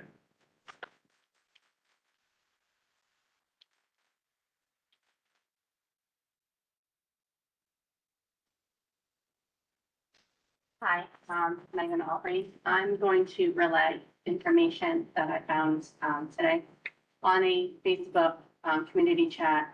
There is a poll concerning the contract extension and whether or not community members feel that they would support any budget going forward if the contract is extended tonight. Last I checked, overwhelmingly, the votes were no. You would not get votes to pass next year's budget if the contract is extended. Comments include, we'd let the board know how we feel. It's their job to respect the decision. And these are coming from people who were your boots on the ground getting the supermajority extended. I did print out a copy at 4:30 of the poll that I found for your records. But I figured I would share that information considering I was one of those boots on the ground working to talk to people to get this year's budget extended to inevitably save the school because it's in a financial crisis. I'm not interested in losing the support of the community, those voters, for next year's budget because of something that can easily be looked at next year.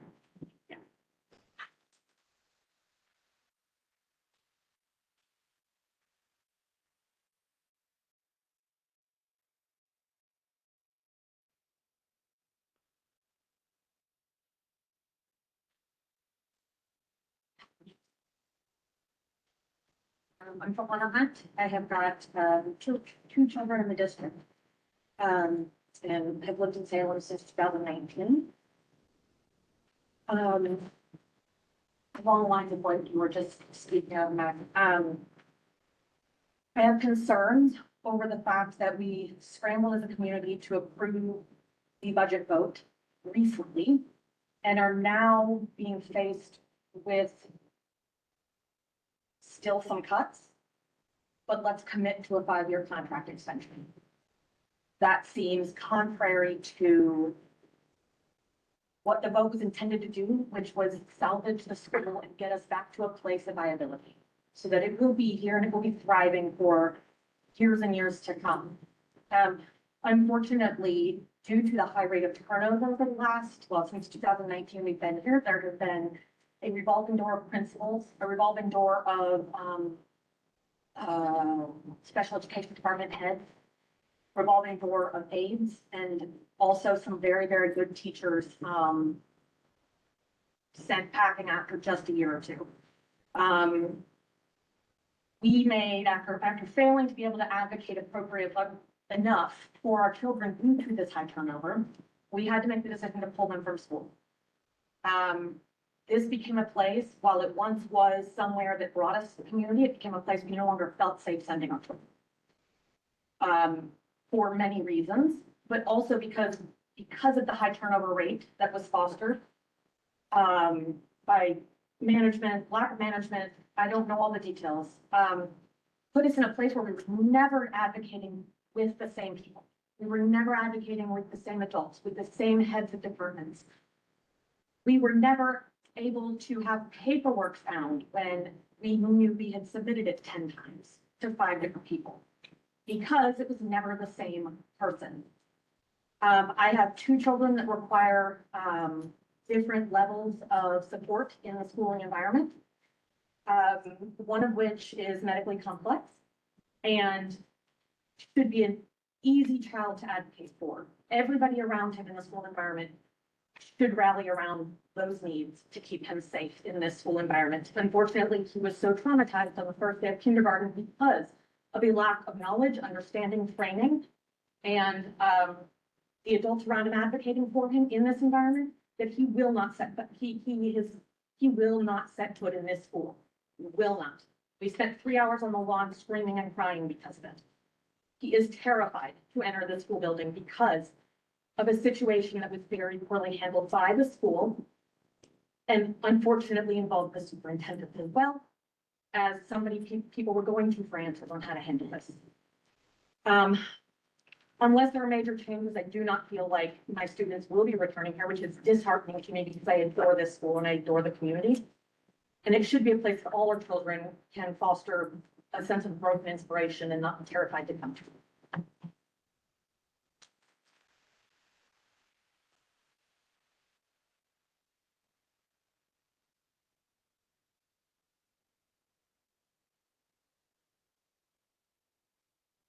Are there any additional people who want to make a comment to the board? There will be a, I'm able to give that within brief clarification or what would we do? There's still a few minutes left in the period. It will be super brief. Only because I kind of thought about it a little bit after there was another comment that was made, and I just wanted to clarify. But what was said to me about my non-involvement at this point is concerning. Yes, and I'm going to retain staying here as the varsity coach. My concern is that if the numbers don't move in a positive direction for us and pretty much then comes to us and says, hey, we do need to have a merge at all 3 levels. They've already said they don't want me involved. What does that mean for me and my future? That's what I want to put out there to you. Thank you. Yeah.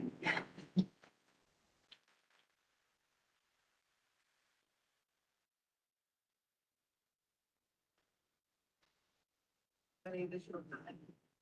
Thank you, everybody, for sharing your thoughts with us tonight.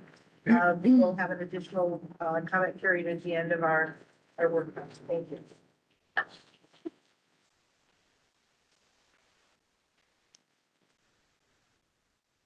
Moving on to the consent agenda.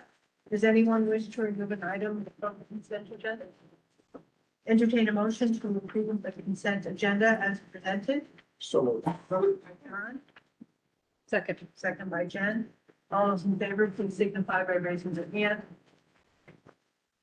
Motion carried 5-0. Committee reports. There were some committees that met through the summer. And Yes. Oh, one what? John, well, John and I, finance, that's right, I'm sorry. No, are you doing Finance, finance? no, Facilities. Facility, yeah. Hold on. We got lots of notes to make. So, yeah, we met and we got to, speak with Todd and John from Schoolhouse and Mosaic. And, they shared with us, this document, which hopefully we could share with the board at some point. That kind of outlines all of the sort of areas that need work in our building. There's photographs and they went over sort of different prices of, you know, how much things would cost to fix and different priority areas, what's a high priority and what might be a lower priority. We were able to ask them questions. Paul Yakubek was there as well, and he was able to speak about some areas that he, you know, he knows this building so well that he considers to be high priority areas. And they talked about the roof, they're wrapping up field work. They're gonna be testing, wrapping up field work. They're gonna be getting info about the abatement of asbestos. And they're gonna submit to SED in October, and next summer we'll begin the work on the roofs. But this here kind of outlines all of the major work that Set that building survey. needs to be done. Yes. So, Yeah. well, it's a summary, so we have talked about, so that we would at our next facilities meeting, talk about how we would package it, Yeah. next steps to bring to the board. So this was just an opportunity for the facilities, subcommittee to, ask questions to, to school house and the architect. So it's the building conditions survey. What they do is they take it, all of the items in there, and then they work with, so Paul, Yakubek, Karen, and myself, the principals. We sit down and we go through and we kind of draft priorities. And then, and prioritize them. All of that work together, I think, comes to, like, if you said, all right, oh, we have a big pot of money and we'll do them all at once, it's about $34 million for the items identified. Some will not be addressed in 5 years, some will, some may be on the short list for the next capital project. Some could be capital outlay. And so I think now the next meeting, we would sit down with Paul and Karen and really now think about, like, how do we process that information and bring it to the full board? To give you an idea of, you know, what our recommendation is about how we move forward. We've talked about doing, getting stakeholder input. So we talked about what's our short list for priorities, having then, kind of doing a hopes and dreams kind of forum, maybe in the spring, and try to put everything together and have the board then kind of sit down and look at what are some ideas, what does maybe that next project look like after the roof project? So I think that's our next step, is to just really process that information, and bring a couple options to the board about how we would like to move forward. And, I did give you a copy of that, I think, in, not that full version, but a shorter version, I think, in the summer, but with kind of my summary of the end of the year, kind of, I did the kind of all the kind of major things we accomplished, and there was an attachment in there. It really probably wasn't clear at the time because we really hadn't gone through with the subcommittee yet, but I think that would be, so our next subcommittee is coming up. Can I ask? I just want to comment, survey that 34 million includes the 8 million for the roof. Right. Yes. It's already in. Right, the so capital it's project about 26, right. It's So like that. addressing the roof. So It'd be paid out over a very long period of time. So Yeah. should So, yeah. be taken care of by the existing capital project Right, and really right. could probably come up that And it, number, right? it'd end up being a note of like, what, 10, 20 years for, so it's really not that big of a deal if it's all capital project type of work. Right, but we wouldn't necessarily qualify for a bond for all of that, and I think Not we do, always. as I have suggested, I do think we want to go out to our other stakeholders, students, faculty and staff, community members, about what do they also envision for the future of our building, and try to put those together. I know that we've had some conversations, right, about putting some other things in there that are benefiting instructional program. I don't think, and the way we've ranked them, they all don't need to necessarily be addressed in the next capital project. But having an idea to be able to lay out how do we get some of this done, and then incorporate some other things that the community, and teachers and students would like to see. Can we put it on the website and announce that it's there? Can we make it public? Well, I love the fact that I was able to go to It'll be- Rick Tim's. it'll be public, and once we go through the process, we're gonna have our next facilities committee meeting and then talk about how we're gonna bring it forward and then give it.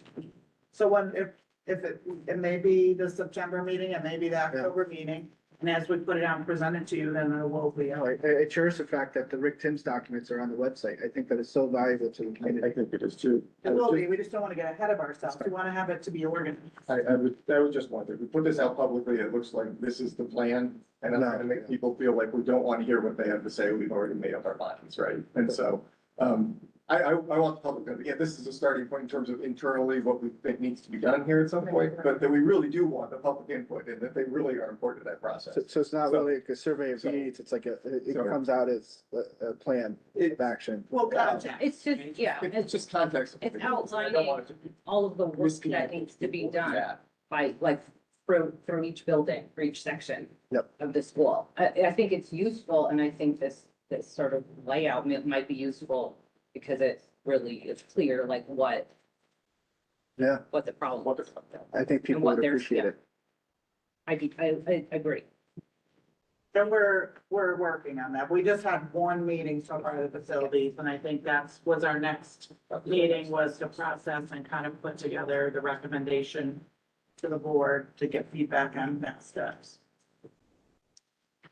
Very good. As far as negotiations are concerned, we're just waiting for the start of school so that Wasia can present the tentative agreement to their unit. So we're hopeful that once school starts and they have an opportunity to do that, we can bring up the negotiations. And safety, of course, we just had the full safety plan review, so that's in process. Policy, Well, yeah, I mean, we mainly looked at the use of electronic device policy. We looked at feedback from the community. We fixed some typos, but that had to be, adopted at the end of, like, what that. By August. By August. So that would be By our- July, I was on our July $10.90. 31st. Right, to get our $10.90. We also looked again at medication and personal care items. John's had a few questions about that. We can talk about that when we examine the policy, but we got some clarification on what medication might mean. See what else. Let's check the words. we set our dates. We set our dates for the rest of the year and we sort of talked about, again, how we're going to choose what policies to update, aside from ones that are recommended, updates. So. Thank you. We got to personnel. There are 7 appointments. Does anybody wish to report to your company? Oh. Do you want to take something up? Yeah, Yes. I think so. The last one, Catherine Wiltshire, I just had questions about that. Entertain a motion to approve the following appointments. Mandy Riddler, mentor for Emily Smith, teacher mentor for new teachers, 0 to 2 years, effective 8/13/2025. Danielle Polino, mentor for Catherine Moser, teacher mentor for new teachers, 0 to 2 years, effective August 13th, 2025. Karen Keith, mentor for Heidi Peterson, teacher mentor for teachers 0 to 2 years, effective August 13th, 2025. Carol McPhee, mentor for Richard Maya, teacher mentor for experienced teacher 3+ years, effective August 13th, 2025. Jen Russo, mentor for Mary Junko, teacher mentor for experienced teacher 3+ years, effective August 13th, 2025. Jamie Caligari, modified soccer coach for the 25-26 school year.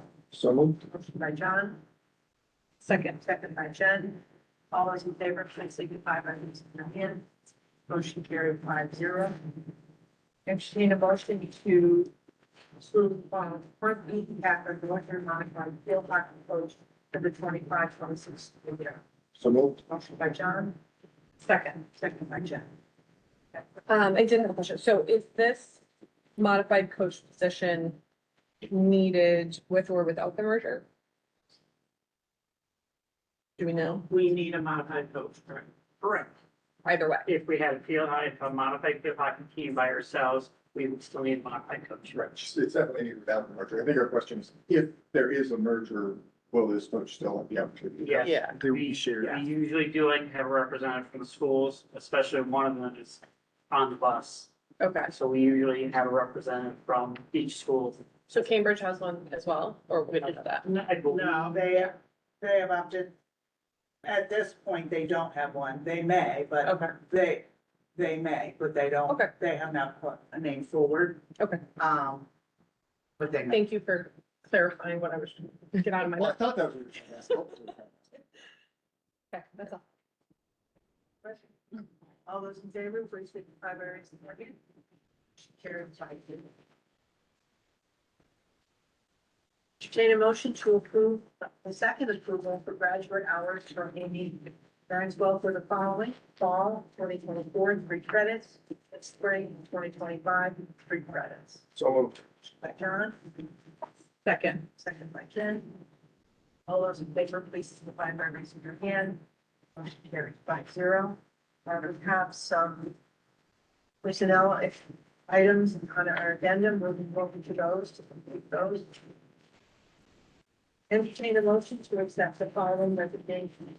Heidi McCullough, teacher aide, effective September 3rd, 2025. And Catherine Slavish, elementary school counselor, effective September 2nd, 2025. So moved. By John, Second. second by Jen. All those in favor, please signify by raising your hand. Motion carries 5-0. Entertain a motion to approve the following appointment. On the recommendation of the superintendent, Heidi McCullough, who is certified at level 1 area, is hereby appointed to the position of teaching assistant in the teaching assistant tenure area for a probationary period commencing on September 2nd, 2025, and anticipated to end on September 3rd, 2029. Salary for the 25-26 school year, step 1, based on the teaching assistant's salary schedule and the law. So moved. John? Second. Second by Jen. All those in favor, please signify by raising your hand. Motion carries 5-0. Entertain a motion to approve the following appointment. Upon the recommendation of the superintendent, Tuesday Gray, who is professionally certified in the area of speech and language disabilities, is hereby appointed to the position of speech therapist in the speech remedial tenure area for a probationary period commencing on August 14th, 2025, and anticipated to end on August 13th, 2029. Salary for the 25-26 school year is based on step 18. So moved. By John, Second. second by Jen. All those in favor, please signify by raising your hand. Motion carried 5-0. Return to the executive item. Entertain a motion to approve the following overnight trip request. Amy Maxwell, FFA advisor, is requesting the approval to attend the National FFA Convention in Indianapolis, Indiana, on October 28th through the 31st, 2025. There will be 6 students attending along with Mrs. Maxwell. So moved. Motion by John, Second. second by Jen. All those in favor? So the language here is, it's a range of how much we'll find. This is just for the overnight. Just to approve the overnight, and then we're gonna talk about where's, we would add something in if we, yeah, the action is just to approve the trip, and then we'll talk about the two, right, that's already two separate situations. So this is just for the overnight trip to the national convention. Here you All go, those in John. favor, please signify by raising your hand. Motion carried. Absolutely. So there was a request. Want to speak to that now? Or, So on the agenda. So part of the request, is to, support, the FFA with, districts funding. So they have some outside funding, they have some funds, in their, extracurricular fund. And they are asking the district to pay roughly $500 to $1,000 to contribute to the FFA. Now, so a couple things, couple possibilities here. On the surface, extracurricular funds are separate.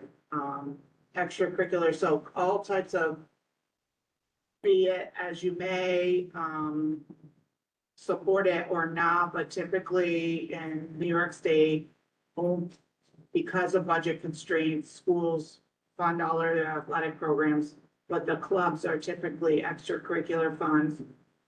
And they raise by students, and the students then decide how it's raised. And there are guidelines. I shared that with the board just to review that. We review that every year.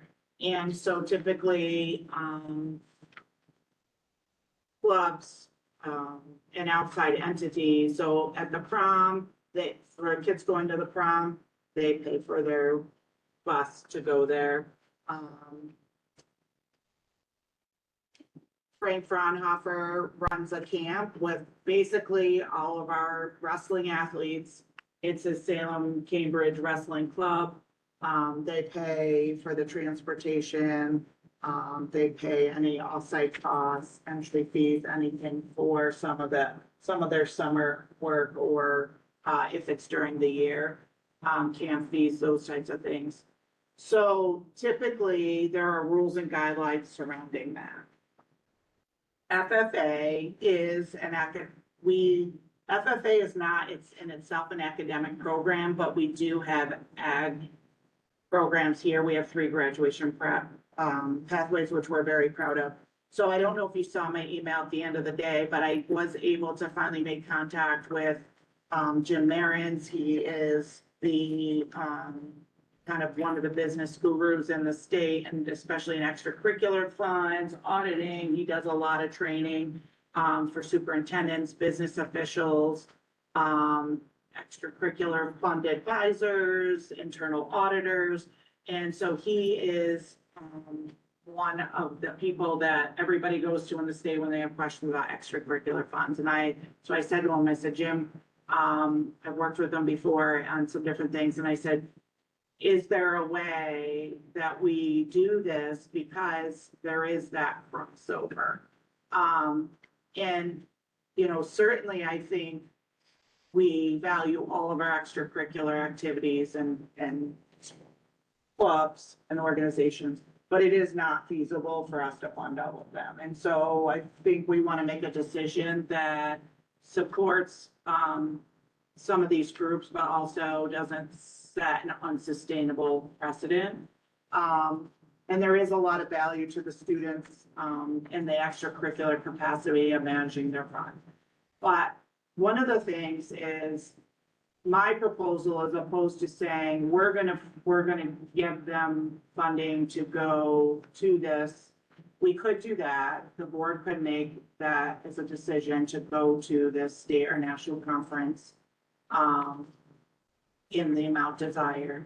The other piece is that part of curriculum, our ag curriculum and our ag curriculum approach is Camp Oswegatchie, which we do in the summer, and we typically send a number of students. It's pretty open. I'm not sure. I'm sure there must be a certain number that we don't go over, but I don't know that we've turned anybody away that's wanted to go. That kind of fits the criteria. And so typically we fund that in our general fund budget every year. But I don't know why, I just learned this more recently, but over the years, it was always established that FFA paid for the transportation to go there. So I think their bill this year would be about $1,500. So typically Karen would give them a bill and they would pay for it. I talked to Jim Marins, and he believes that because it's curricular, Oswegatchie, it's curricular, we're funding that through the general fund, just like other field trips that we may send kids on that are curricular based, that it's reasonable use of taxpayer money to pay the transportation to there because we're paying the curricular costs. So my thought would be that the board approves that we just pay that cost, not bill them for the transportation. That gives them an extra $1,500 in their fund that now they have, which is above and beyond really what they're asking for.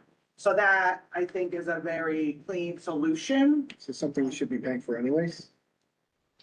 Well, again, it's summer. I don't know why. I don't know why that decision was made. I don't. Before 2009, they've been paid. So. I don't know why. So, I mean, typically if we're paying for the program, we would pay for the transportation, but so I don't know. Well, that was we before don't pay me. 100% of the program, but I can only speak to this because my kids went. There are certain upgrades you can also do at the program, like if you want to be on the seaplane, you send extra money with your child. Right, but we pay for the base. Base curriculum is paid by the district and it's considered part of the ag program. But for some reason, the FFA was always responsible for the transportation. We use our own bus. Sometimes they'd have a volunteer, sometimes they wouldn't. But they pay for the driver, so it's the driver and mileage. Yes, actual costs. So this, go ahead, John. So this would take care of it. First thing I want to be clear, if we're talking about this particular trip, I kind of keep my mouth shut, my kids going. But in terms of structure, Well, I will say something about this trip, just not, just to try to clarify. I don't think FFA is looking for generally funds to help with the things we ought to help with. I think the issue for FFA with this trip, is that these kids are in the right state convention last spring, to go to national convention. Our school usually, the FFA chapters used to funding a trip for kids every other year. They went last fall, so they wouldn't be scheduled to go this fall. It's unexpected. And so the opportunity for these kids to compete is not in FFA's regular budget schedule. But the kids have developed and are used to working with and works well. So they're finding themselves rushed trying to raise funds, and they've gotten some donations, but I think that they will see kind of school have. So I think that's all they're looking for in that. Yeah. I do think it kind of opens up Pandora's a box. can of worms for the board to talk about, which is what are the rules we should have going forward. Yes, Right. and that's. Well, there is policy that says Right, the right, extracurricular right. follows, so we Right. would have to amend that. right, Yeah. right. So I think, we need to look at like, are we breaking that policy right now? Or can't possibly got you, the way you described. Yeah, I think it definitely needs. And we need clear kind of guardrails around, if the school is going to pay for things, what are they going to pay for? And if they aren't, what aren't they going to pay for? So that it's the same for everybody, because everybody needs to be treated fairly, so. Well, and not, I just think it's worth review, kind of how I highlighted, like, I just think it's worth, I don't have an answer, this is, I'm just looking at this week, like, I don't know what my answer would be, but I think, after going down the rabbit hole, like, the district is required to, offer interscholastic athletics and make it equitable to everyone, but it doesn't say anywhere that we have to fund that. Obviously, that's like a slippery slope in and of itself. But that being said, we are funding athletics, and could we look at funding clubs in some way? Is there a way to look at, I don't know the answer, but I just think that of course, But I'm not looking to go above and beyond, but my purpose of my email is to just explore that a little bit more. and I think we Because not could everybody wants to play definitely sports. do that. And I think really there is some leeway, right? It's to the board's purview. But I think when you look at Oswegatchie is not a violation because it is it's part of the ag program that's an enrichment in the summer. And I'm surprised that FFA over the years has not said, well, so why are we paying for that? But, I don't know. I just. How many people attend that camp in the summer? I don't have the numbers about natural science about, but I know there's been as many as 20 to 26 students. So it's a really good program that Oh, that Yeah. advances our curriculum. Everybody looks forward to it. Right. But if we just pay the bus, right, if we absorb the expense of the bus and the driver and not charge FFA, that gives them the money. Or you can just say, we're gonna donate 500 or 1,000 to them.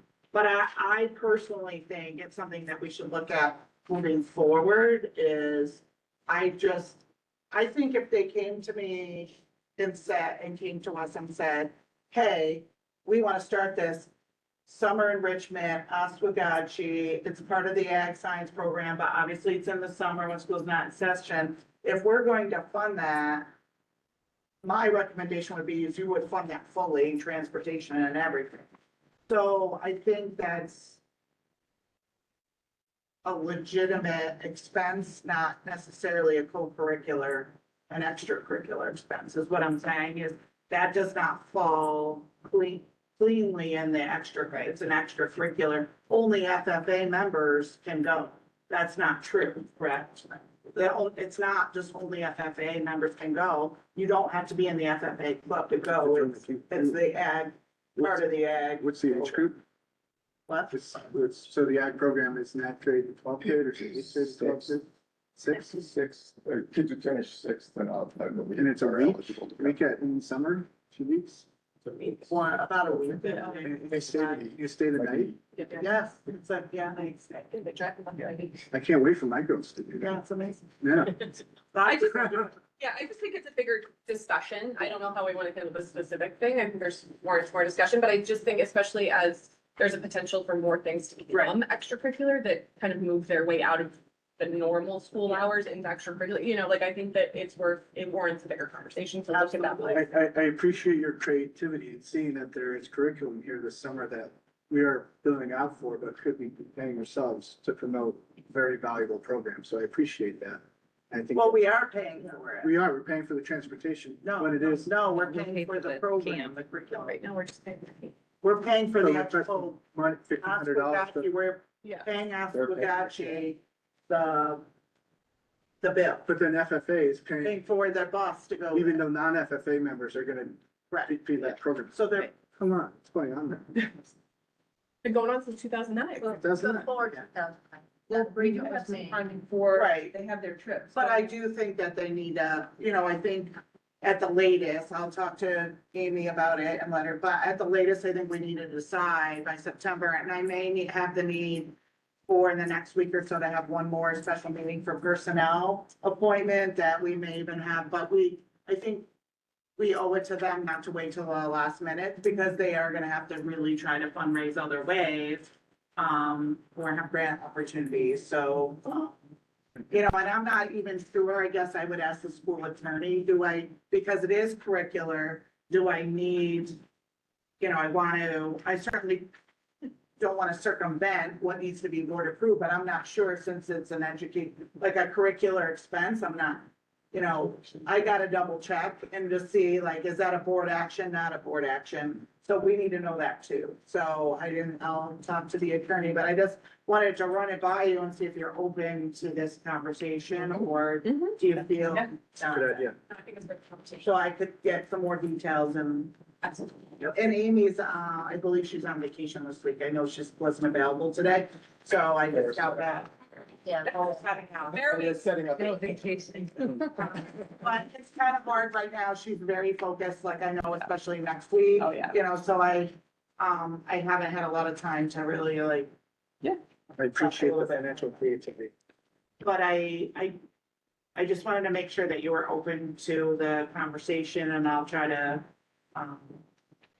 obviously we want to do the right thing and be appropriate, but also if we should be, if it seems like more logical that we are paying that transportation expense, then we would not want to be charging that to them. Mhm. That would give up. Very good. Thank you. Okay. So I will let her know. So at least we've got the trip approved, Yes. and then we'll table the other part and Thank you. We have some, building requests. I am going to separate. You gonna step out of the room for this? Entertain a motion to approve the following building use request from the Salem Youth Basketball. They're requesting to use the high school gym and auditorium with hoops and basketballs effective September 25th, 2025 through June 25th, 2026. They will schedule with the athletic director, Paul Yakubek, and will be flexible. Use will be more infrequent in the fall and spring and busy in the winter. So Motion by John. Second by Jen. All those in favor, please signify by raising the hand. Motion carries 5-0. Entertaining motion to approve the following building use request from the community pickup basketball. They're requesting to use the high school gym for the 25-26 school year. They would like to use it 2 nights a week for 2 hours at a session. They are flexible and will work with the athletic director and Paul Yakubek for scheduling. So moved. Motion by Jen. Second. Second by Melissa. All those in favor, please signify by raising your hand. Stay. yes, I can. Thank you, Alden. That means you have to play every On behalf of the old men who play basketball. Motion carried 4-0. One abstention. Old man. Entertain a motion to approve the transportation bid submitted by Durham Incorporated, in the amount of $378 per day to transport one student from their home to St. Catherine's Residential School on Monday morning and return to their home on Friday afternoon. Start date will be September 3rd, 2025, and conclude on or about June 23rd, 2026, or until such date prior when transportation is no longer required. So moved. Motion by John. Second by Jen. All those in favor, please signify by raising your hand. Motion carried 5-0. Entertain a motion to adopt the code of conduct for the 25-26 school year as presented. So moved. Motion by John. Second by Jen. And there were still no. There was no, there were no comments on the sorry. Those are changes. All those in favor, please signify by raising your hand. Motion carried 5-0. We have some policies. Yes, yes. Entertain a motion to approve the second reading of policy 7521, students with life-threatening health conditions and or animal access. So moved. Motion by John. Second by Jen.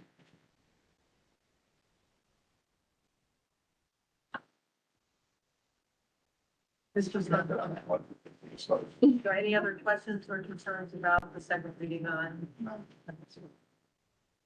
All those, if you have, no, if you have a question, No, not of that. all those in favor, please signify by raising your hand. Motion carried 5-0. Entertain a motion to approve the second reading of medication and personal care items. So moved. Motion by John. Second by Jen. Discussion. All right, yeah. So can I just go through what the attorney said? Just explain and then. Sure, absolutely. Okay. So so as you know, you have that, the recommended revisions from Erie One World and Blue, and it was basically changing the healthcare provider and a few other revisions. And then I communicated that we had a question, especially regarding non-prescription medications and what does that entail? And so he said basically shampoo, lip, like when they say medicated lip balm, like that's not, he said that what they consider, and I think I sent it to you, is the law considers what is required medically by a doctor, like even non-prescription, like if you had to take a certain over-the-counter, like a lot of times like the doctor will say, you can get that cheaper over-the-counter, just you need to take 2,000 IUs of vitamin D, or something like that. So, non-prescription medications, this is what he recommended. He said that he does not recommend trying to define non-prescription medications, but referring to what the state recognizes in schools and in terms of what is considered medically necessary, whether it's prescription or non-prescription medications, and I did share that link with you. That language in red was what he wrote and recommended for a change. So I just want to let you know that that was his recommendation, and I'm not sure if I did a lot of explaining for nothing, but I did want to let you know the process. I think that's good. I want to start by thanking people because they listened to what I said last time and tried to address it. So that was the first thing I was going to say anyway. And I actually, the attorney's clarification on what it usually means actually more helpful to me than what's written. What's written is actually what concerns me. Because this now says that non-prescription or the prescription and non-prescription medications medically necessary for the student to take while in school or at school sponsored events are what are defined as medication under this policy. That means that if I have my mom's prescription medication that I'm not medically required to take in my backpack, probably because I'm selling pills, it doesn't actually fall under this policy. Right, but it falls under. Other policies. Yeah. But Illegal distribution of drugs. I'm more worried now about what this allows than what it stops. So, that was my feeling. I actually thought it was better without. Do you want to take out the? I actually think it's better without it. Well, it is about administration of medication, but it also has the line, a student is not permitted to carry any medication on their person in school or on a school bus or keep any medication in their school lockers. So, if we define medication as that, we're now, at least opening a potential argument for someone to make that something is allowed that really probably shouldn't have been. And I don't think the language actually helps any more than the state's interpretation already did. For me and my concerns. So I don't know how anybody else feels, but Sorry, so is everybody leaning to leave in the red? We're probably only trying to figure out what the heck I'm talking about. Yeah, on paper, But As long as it's clear to the school nurses, when they're keeping track of. I don't think the attorney would put in there No, anything that would open us up to liability. I don't imagine. I'm okay with it as well. I didn't have a problem with it before, John, but I know. it's okay. I understand where you're, no, I don't think you're crazy. I understand the need for the clarification. It's a different system, and one of the things about policies is that they aren't clear, and we run into problems with how it is interpreted, we can make the changes. absolutely. Any other conversation? Whatever the wisdom of the place, that's what I saw reading it. I was kind of like, ah. But So which area? Let's take a vote on this. We have it on the table to vote on. Yes. this Particular. So all those in favor of accepting the second read of this policy, receiving by a reading. Opposed, yeah, I'd rather see a change. Okay, carry 4-1.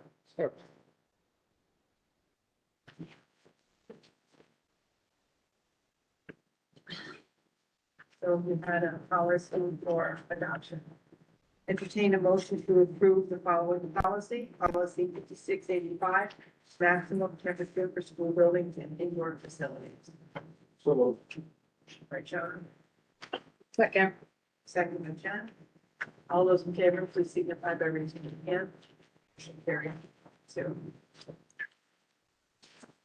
The next one is Dr. Start soon. Discussing public session. Yes. Entertain a motion to approve the agreement with RG Timms Incorporated for financial advisory services for the 25-26 school year. So moved. Motion by John, Second. second by Jen.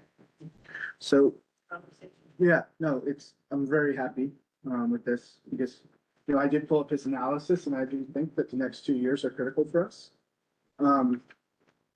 It's hard in understanding the life of a school in a year and that the next budget that we do is for the 26-27 school year, and what that means here. So it does require us to be forward-looking, to understand that we are right around the corner from the 26-27 budget where major decisions will take place. And so I appreciate this a great deal. And a couple of points, it's not $30,000. Not a great read to it, but it is $170 an hour, right? And it's more of an à la carte shopping type of situation, which makes sense to me. And then my concern when I, look at his presentation is truly the next 2 years. And so what concerns me is I don't want somebody to show up, hand me a document, and then have it start collecting dust, right? Really an interactive experience where we're really focusing on the next couple of years. So that's why I'm so excited for this and hopeful that it becomes a highly valuable part of your next couple of years. As soon as we send over the signed agreement, tomorrow he's gonna be already loading in our numbers starting to load in and work on our numbers from this past school year and updating our model. And, I know John had a few questions. You want to talk about, Karen, the capital project piece? Like when it might apply? Doesn't always, we don't always have projects. So, we use a la carte and Yeah. I think we're worried about being in the budget or. Can you tell them? Yeah. Let's go people. Sorry, just for everybody, kind of clarify What what your we're talking. questions were? So there are like 8 different categories. So we might- If you might, could be, Service area. Exhaustive. and some apply more to capital projects, some apply more to day-to-day operations of the school. I just wanted to understand for myself, which of those expenses end up coming out of the operating budget? Some obviously do, but particularly in terms of the capital project related stuff, what of those expenses gets rolled into the cost of the capital project? What of that comes out of the annual school budget? So just which pool of funds are we pulling from to pay these if we have next payments? So normally in the past, we've always used fiscal advisors, right? In our last big project, we paid them about $7,100 if you, and that was in 2020. And I was even putting a 10% inflation factor, you're talking $7,800 that is already included in the incidentals of any of the project. So anything he does to do with this project, bonds, bans, anything like that will be charged directly to the project. We get 80% payback on that. And it'll be covered by the bond. Pardon me? It'll be covered by the bond. No, it's done with the whole project, the whole project. Okay. So, and to speak to what he did, I think this is really important. I looked up what he charged us for all he did last year. Now think of what he did. We went back 5 years in history. We loaded the next year. We went over the task back. He came here and presented. And we started in November working with him. Yeah. And Through worked the, several through- meetings. Yeah, into We June. paid him $4,000. So I felt that was very. 4,000. So And so what we're paying the forecast 5. our analytical system was almost would have been 18,000 this year. So I'm feeling very comfortable, you know, we've got prices for the PC and stuff, we're not looking to do it with PC, we're just finishing the PC. So I'm just looking at the big picture, the construction and then the day-to-day, right? So I think this is a very smart choice. He doesn't overbill, he doesn't try to sell anything. Yeah. He leaves that on that cost.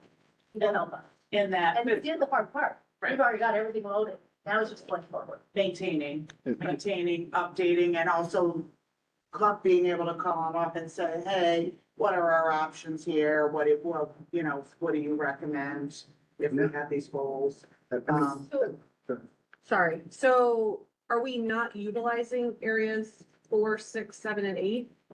We would be at this time, Okay. if we, he's Because giving that you would be the prices, 30,000. it's like, Tom put it best, it's a à la carte. We Yeah. need to, yes. And when we start talking about, excuse me, new projects, and they need to give us the ratio of how much we can borrow on each building, that would be an extra fee, right? That would be part of the capital project as part of a new project. So. And where is that fee listed? Because I'm just reading this here and it's saying a rate of 170 per hour That will would be be under charged. the 170. And but it says just for these areas. Right. It doesn't say that if we add on another The area. other areas, look at the areas, they have flat fees. Some are flat fees and Some some are are flat fees, some are hourly. fees for the. And so here's the thing, we It's don't not being taken necessarily from know that. right now, but in the spring, we could start saying, hey, we're ready to look financially, right? At when we talked about that facilities Right. plan, some of the costs, How much? like how much could we afford to do in our next capital project? What would be feasible? What makes sense with our debt schedule as well as what we need to do, right? And balance hopes and dreams and routine maintenance and upgrades. And he could, so then that would be an additional charge. That's not something we're gonna do all the time, but we may say we're ready to do that in March and ask him those questions. So it's, even though we don't know right now, so he gives you all of the possibilities, right? So we know ahead of time. And the goalpost isn't always moving. Right here, 26, 27, year ended. Those are highlighted for a reason. So that's what I'd like to focus on.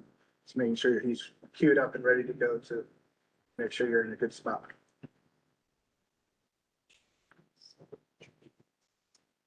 Further questions and concerns? No, just thank you. Yeah, thank you so very much. What's that? Yep. That's very helpful. However, his email starts with expert. Well, sometimes you have to market yourself. Yeah, right? All those in favor of approving the agreement, please signify by raising your hand. Motion carried. 5-0. The amendment to the superintendent's agreement, we're going to move it to after executive session, so we have an opportunity to speak about those together as a group. So we will move to the addendum to finish the other action items. Please bear with me. The first one is the school tax resolution. There are 3 school tax resolutions for 25-26, and it is a roll call vote. So I will be paraphrasing the, resolution, so we won't be here all night. Entertain a motion to approve resolution one. Whereas the entire unencumbered, unreserved fund balance at the close of last fiscal year must be applied in determining the amount of school tax levy, except for an amount not to exceed 4% of the current school year budget. And whereas this latter amount may be held as surplus funds during the current school year. Now therefore be it resolved that the Board of Education retains $689,354 as the undesignated fund balance. The resolution also goes on to identify the specific requirements to collect taxes. Please, vote to approve as presented. Motion first. Motion, I'm sorry, motion first. I will make the motion. John, thank you. I got lost in my word. A second. Second by Tom. So it is a. Would you? Yeah, I will do the rules. Ann Dunnigan, Yes. Jennifer McKeegan, Yes. Thomas Clary, Yes. John Hickman, Yes. Marissa Perkins. Yes. Passed by, does it? Entertain a motion to accept resolution two. Whereas the Board of Education has been authorized by the voters at the annual school meeting to decrease for the current budget of the 25-26 school year to the sum of $17,233,853. Therefore, be it resolved that the board fix the equalization tax rates by town and confirm the extension of the taxes as they appear as presented on the tax bills. So moved. Motion by John, Second, second by Jen. Can I just, are there any equalization surprises No, just for anybody? Okay, so should not be noticeably different Yeah. than last year for anybody. 'Cause Maybe we one, put out yeah. projected numbers. I just want if someone's gonna get a bill, No. way up to know. Okay. okay, Ann Dunnigan, Yes. Jennifer McKeegan, Yes. Thomas Clary, Yes. John Hickman, Yes. Marissa Perkins. Yes. Resolution passed. Resolution approved. Whereas, motion to approve the following resolution. Whereas the Board of Education has been authorized by the voters at the annual school meeting to raise for the Salem Public Library for the 25-26 school year the sum of $52,275. Such funds to be immediately transferred to the trustees of the Bancroft Library. Therefore, be it resolved that the board fix the equalized tax rates for the towns and confirm the extension of taxes as they appear on the following described tax ruling and a motion to accept this presented. So moved. Motion by John, Second. second by Jen.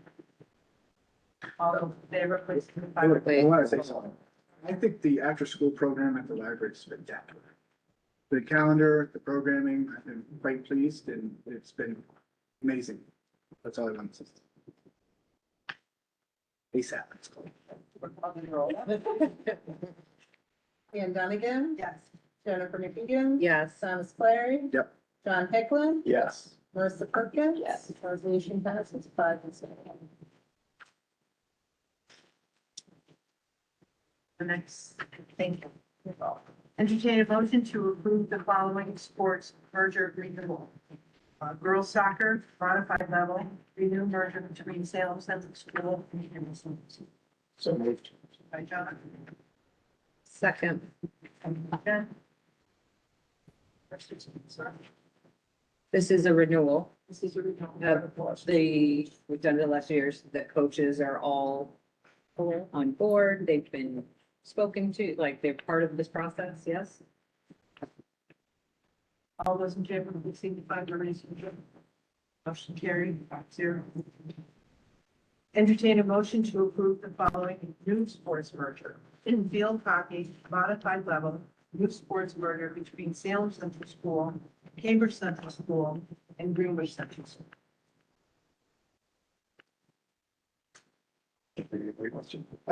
I'm just gonna instead ask if we talked about maybe doing another for the first anyway. Sounds lovely. Could we just table it until that meeting? I think you can. I can't speak for Greenwich. I understand there's a chance Well, Greenwich decides to pull out if we aren't, there's a chance Cambridge decides to send their girls if we do, there's not no risk to doing that. But I've known Stacy a long time, we went to school together, she graduated here before me. I know if she thinks she's got a chance to do something, she's got a chance to do it. I personally would like to give it a chance to try. I 1000% agree. And I want to make sure we're in an equitable situation. And I just have a concern that I want to make sure that coaches are involved in all of these discussions and decisions, from day one. And I feel a little disappointed. Well, some of this is a personnel rate. And I think it's unfair that there's not everything can be discussed at this moment to make that judgment that it was an unfair process. So that's.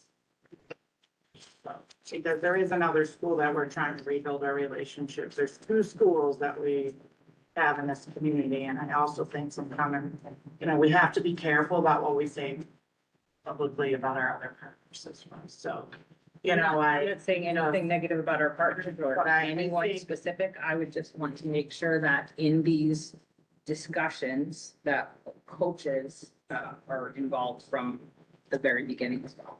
That would be my only concern. And I think the culture piece is very relevant too, just to ensure that the culture is the same throughout the 3 But I schools. just think in fairness to Mr. Moore and Danny Flino, that it kind of sounds like they were truly disrespectful, and there's a lot of moving parts to this, and I'm not, and I just, again, publicly, and I know some people seem to be upset about it, but I think there's more than one side, and that, in fairness, I think everybody should hear the whole thing. I'm fine with the waiting, but I just want to be careful that we're not, again, I think sports require a workshop, face an annual workshop. If we're gonna go that way, I do want to ask, I don't know, do we know how many modified girls we currently have signed up for field hockey?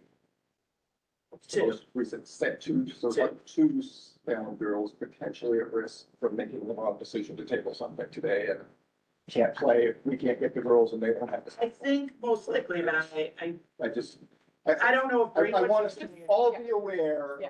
of I the respect choice that. we're making and the Yeah. risks that are involved in any direction. Yep. I've been thinking that we need an annual sports merger workshop for maybe a year at this point. And I think it's important because so many people that show up, it is so important to so many, just like with long-term planning, just like with capital projects. An annual update on the state of school sports once a year would be cherished by our.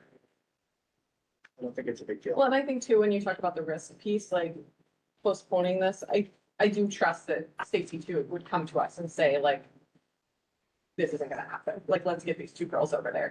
Like I do think that, but that aside, I hope you come to them, not to us. Well, yeah, I know what We actually, yes. yes, that's not what I meant, but you would alert someone that it's not We're gonna. having a lot of conversation on something. Right. Well, yes, I'm sorry. So just a So, point of order.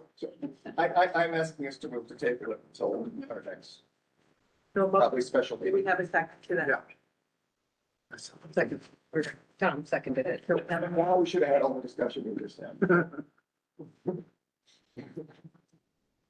until we have our. Special meeting, until our next meeting, likely a special meeting sometime before, Before the first. if we have, which, unless you want to commit to having one, but. well, if it's necessary, then we should have one. Yeah, I think If so. that's what it takes to get the girls the opportunity, if that's what we ultimately have to do, we should have a meeting. And in the meantime, we'll have to talk to Greenwich and see what their sentiment is, Yeah. we also have to be Yeah. mindful that other people, there are other players in this play on words, but, I just want to make sure, and I know some people are upset by it, I'm trying to, I think what's hard here is that I understand the tradition, the sentiment, the sentimentality, the wanting the traditional brew. But my job is that I'm trying to preserve a relationship so we have options. And so I don't think people understand how delicate that is, and I think there's a lot of judgment being placed on the administration for trying to have options, so, because again, I mean, and you were there personally, and you could, and correct me if I'm wrong about the sentiment in the room, that Will and I had to face the parents and people were like, you should have known, you should have been ahead of this, you should have done all of this. And I remembered that. And I think it's easy to forget the situation you can be in if it's not, could it possibly not be your child? And so we're trying to think about everybody in the best situation. So. I just want people to understand that we are not trying to be difficult, and there's gonna be people on both sides of this, and no matter which way we go, someone's gonna feel disrespected or upset, and that's not our intention. We're just trying to present opportunities and options, and if we aren't careful about how we navigate our relationship with Cambridge and Greenwich, sometimes we want to, it can't only be with the coaches, it has to be the community, it has to be communities, it has to be a lot of things to preserve that, not only for that sport, but for other sports. And that's just what we're trying to do, is navigate that. And we're fully going to have our subcommittees and have you on there, but when I'm sitting across from Cambridge and they're like, this is where we want to go, you can come with us or not, I have to consider that. But I don't want this to be in that spot. It's just like if we bankrupt ourselves, who's gonna want us? You can't do that. Okay, we're not talking about it. So I get that, but if you have no leverage and you get walked all over, that's a problem. And so how do we put ourselves in a position where we have the leverage to ensure equity for our children and our coaches? And that's where we need to be. There's no equity if we have, and again, there's a bigger conversation.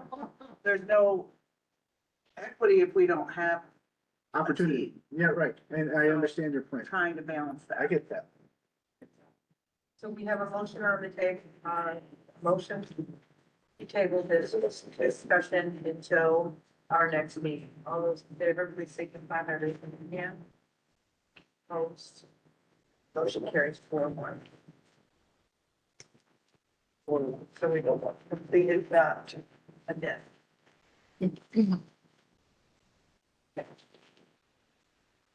So.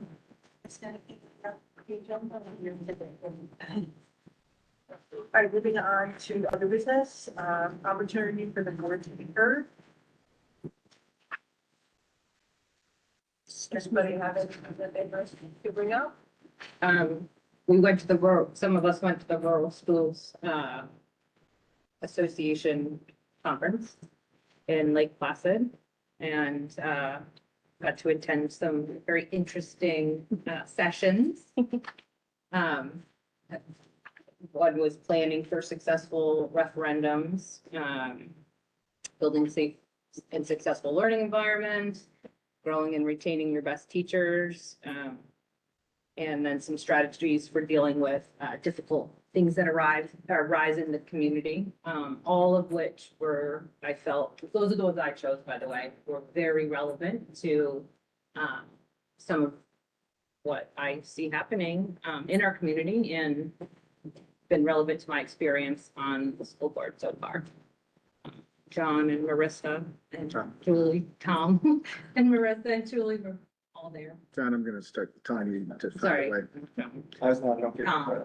credit. But New York's coming in, that is extremely valuable. What did you say? New York is coming in, that is extremely valuable in October. Oh, right. It was great networking with like similar districts too. And Yeah. hearing their perspectives. It was a and the small experiences school. they're going through. Not, it Yeah. wasn't like all of New York, it Yeah. was just Just the the rural schools. Schools, yeah, but deal with transportation issues. Yeah. All of the things. Yep. Yeah, it was good. But one thing that I did want to mention that I think comes up, it's come up before, is that in, one of the sessions, they really reiterated that public comment, they said you should read your policy every time, for legal, matters. I know we've been considered draconian because of that. But that public comment also must be consistent. We read policy, we set the time, and, so I think it's fair to say that, I know we let some people speak a little bit longer than others, but it shouldn't, it should be, everybody should be given the same opportunity so as to not show favoritism. And that's hard when it's like a really good thing that someone's talking about versus when somebody's maybe not saying things that we love to hear. So I think that's just something to think about that stuck in my mind. Because it leads to viewpoint discrimination. Well, yeah. Right.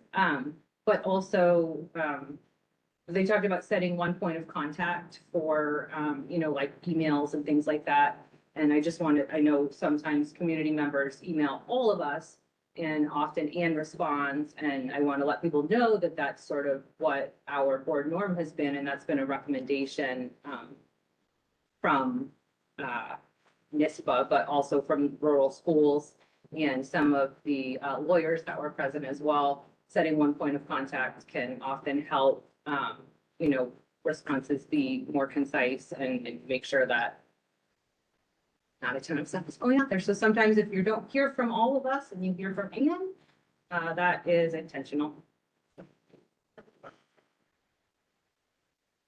So that sort of segues to what I wanted to bring up, which was board norms, which are, for anybody who's not used to, what we're talking about, they are fundamental guidelines for how we behave here at the table and outside of the table as board members. And one of the things, we have a fairly rapid changeover with the 3-year terms.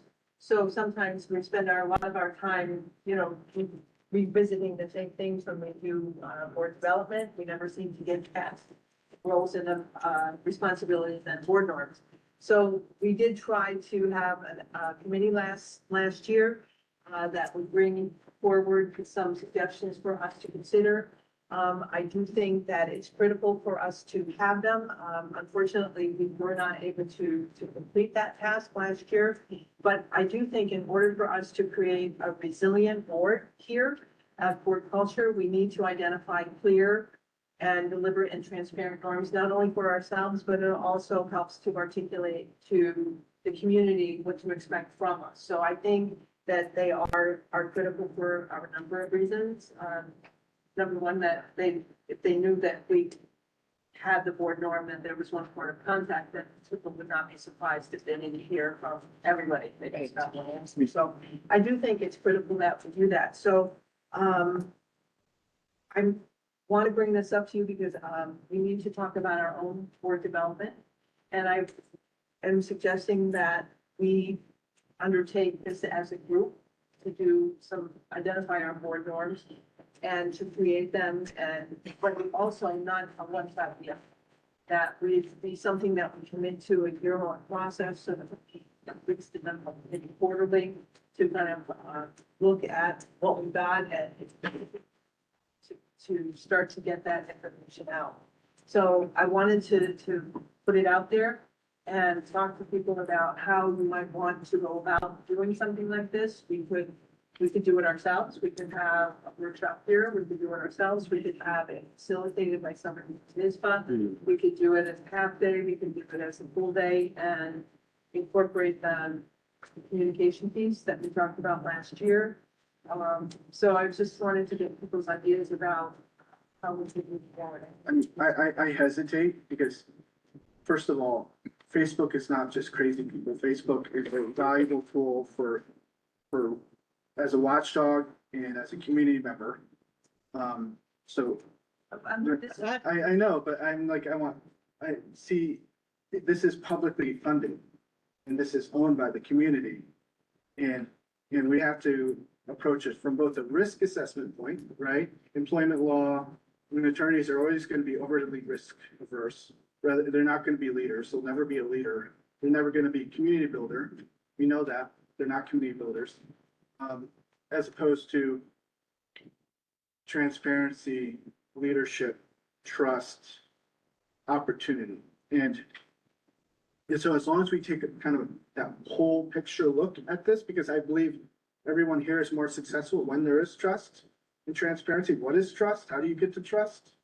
Then I am fully on board. But if we're not talking about trust, then and we're legalizing the daylights out of it, I'm not that interested. No, this is not legalizing, we're not making laws or rules. It's to clearly identify how we're going to behave in situations. And it does go back to who's gonna make the response, who's going to, so that we identify how we're going to operate. I think a good starting place would be to complete the board, like on super eval, a board evaluation. That way each current member can evaluate themselves and their membership. Who And do you then, represent? Who do you represent, Jen? oh, I understand that we represent the community, but I'm just saying, I think it's good for us to reflect on what we're doing and that tool. There's an evaluation tool, so we have super eval. And you can do. We challenge ourselves to make sure we're always representing the community. Well, I'd As like- opposed to getting caught in the legal. So I think, I agree, like Right. that's a first Starting step. point. And then I think I do, absolutely agree that board norms and board culture and all of those things need to be addressed. And I think that there has to be some sort of facilitator.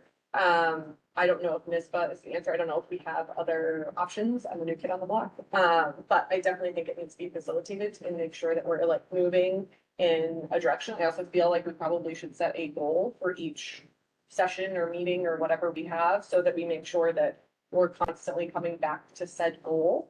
I 1000% as someone who is new on the board and wasn't really given much, was just kind of like, here's board seat. I was like, oh, cool, now what?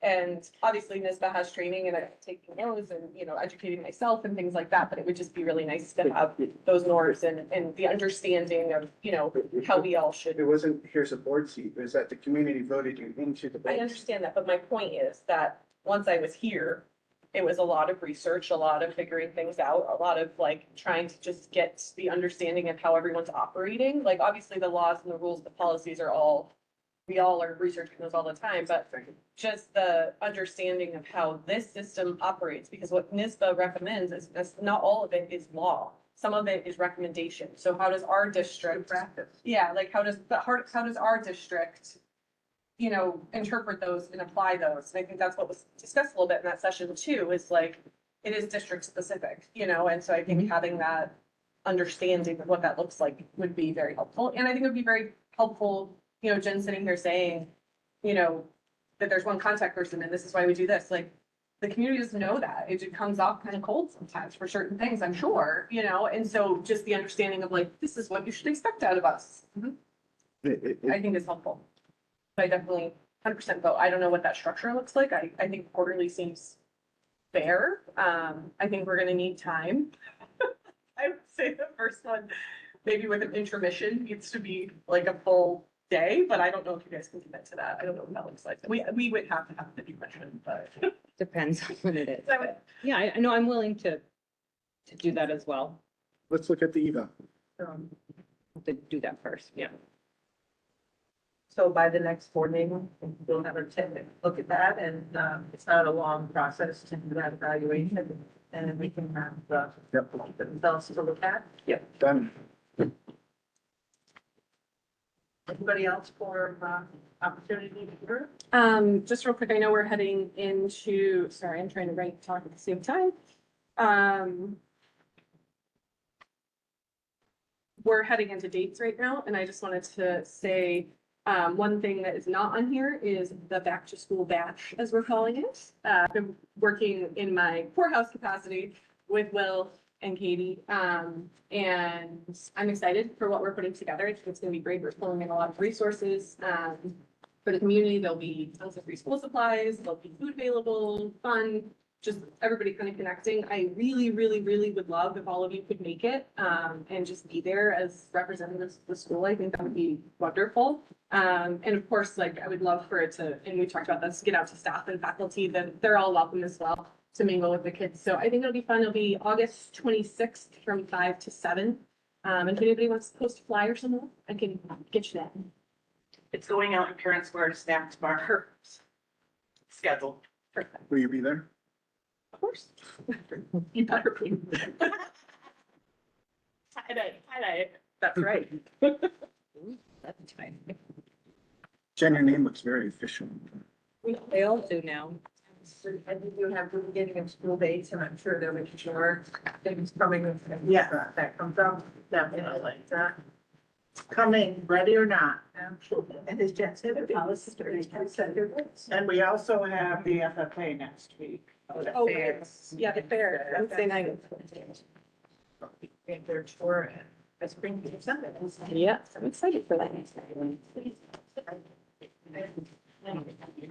On September. Might be the next one for that. And then I think also we had talked about, and I don't know, I think maybe we have not confirmed it with John yet, but about possibly doing finance at 6 p.m. after our policy committee meetings, but so. Finance or building, or, Building finance. So we need to, Could we do facilities after the policy meeting? I I'd rather can't do it all in both one at the night. same.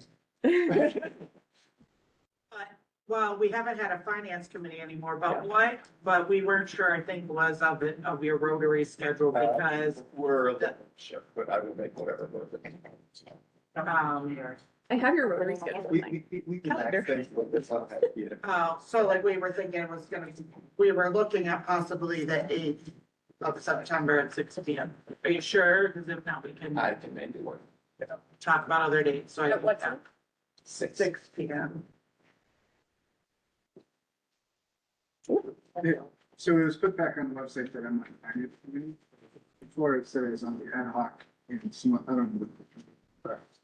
They haven't been updated in the last year. They're gonna be. Okay, on the website? Is that?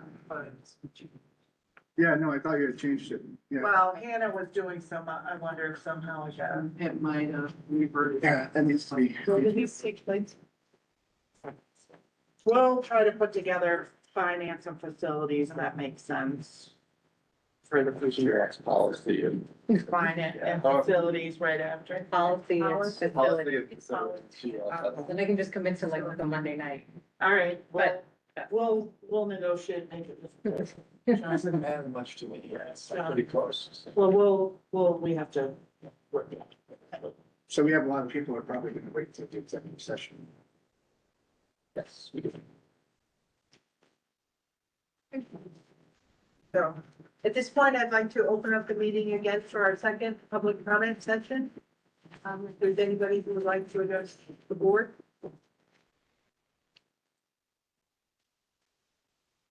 I wanted to thank you again for hearing me. I knew with the shirt you see me and that was not intentional, it's all but, but in all due respect, I really want to make sure, Julie, that I by no certain terms would ever say that in that meeting, Will and Danny were disrespectful to me. They were very respectful and they had to deliver a message that they knew was going to be hard for me to take. And Will prefaced that. So I hope that that was not a sentiment that was brought. Stacy. Maybe. Yeah, an open window. I don't know, spot, it's all the way down on the right. Okay. Because it used to be your class when I was. Yeah.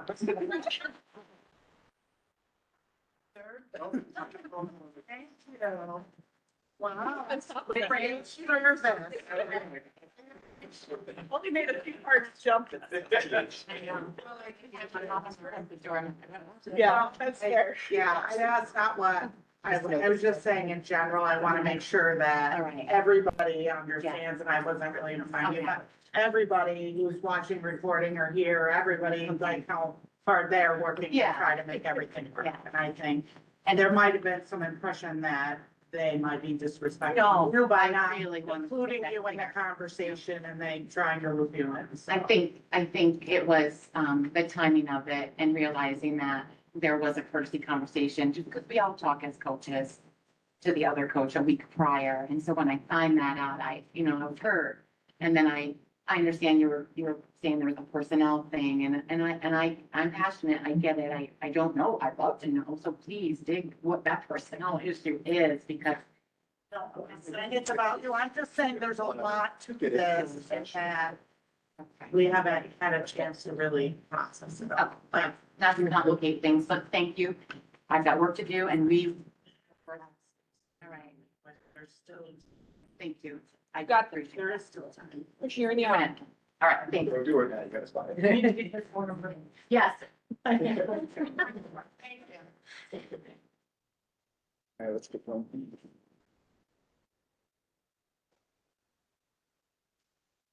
When I looked at the agenda, I was momentarily deflated to see Patty McAuliffe's resignation. Oh my God. Me too.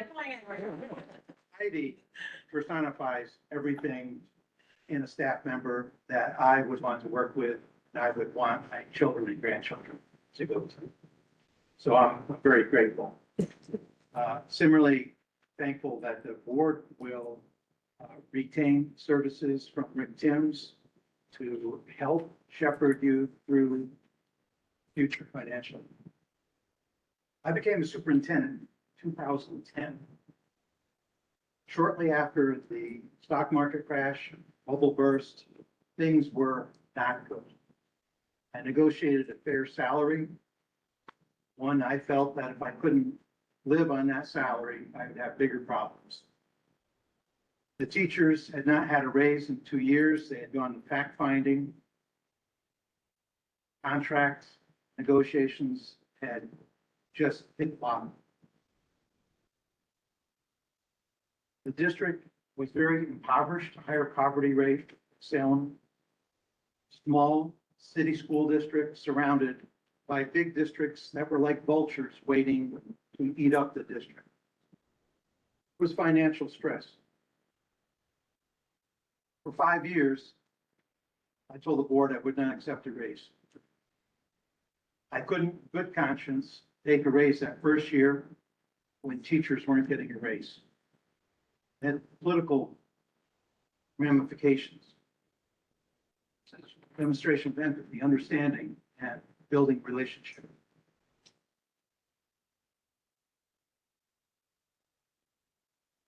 Longfellow said that an organization is merely the lengthened shadow of its leader. I became the face of that district by virtue of my title, the authority, and my salary. And I had worked for and with community. We had a 12.38% tax cap, or excuse me, we had a 2% tax cap. We passed a supermajority at 12.38%. We needed that to survive. Again, I couldn't accept a raise. I couldn't ask for a raise when things were that bad. 15 years later, this past June, the school graduated this last group of seniors. Next month, they will be a K-8 district. The high school was swallowed up by one of the big districts in the circle. City data on, if you go city data, you can find out information, demographics, economics on any count. Salem's individual median salary is 44,000. Family is 74,000. It's not an affluent district. You really need to safeguard the financial future of this district. As I said, tonight you will be deciding $1 million commitment at a time when your financial future is in doubt, which is why you need big tips. Thank you.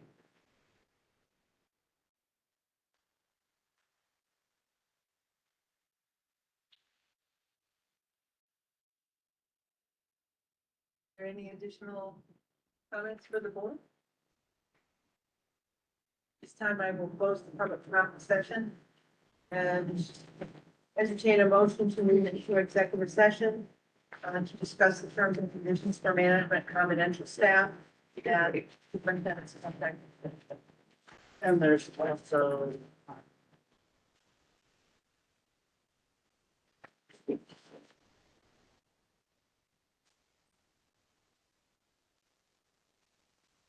board.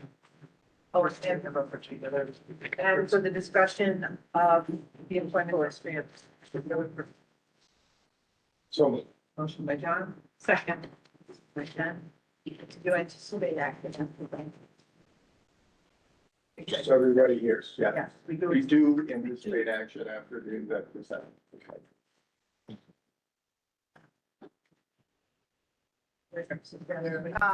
We need to vote. Oh, I'm sorry. Thank you. I'm starting to become fatigued, actually, like your story.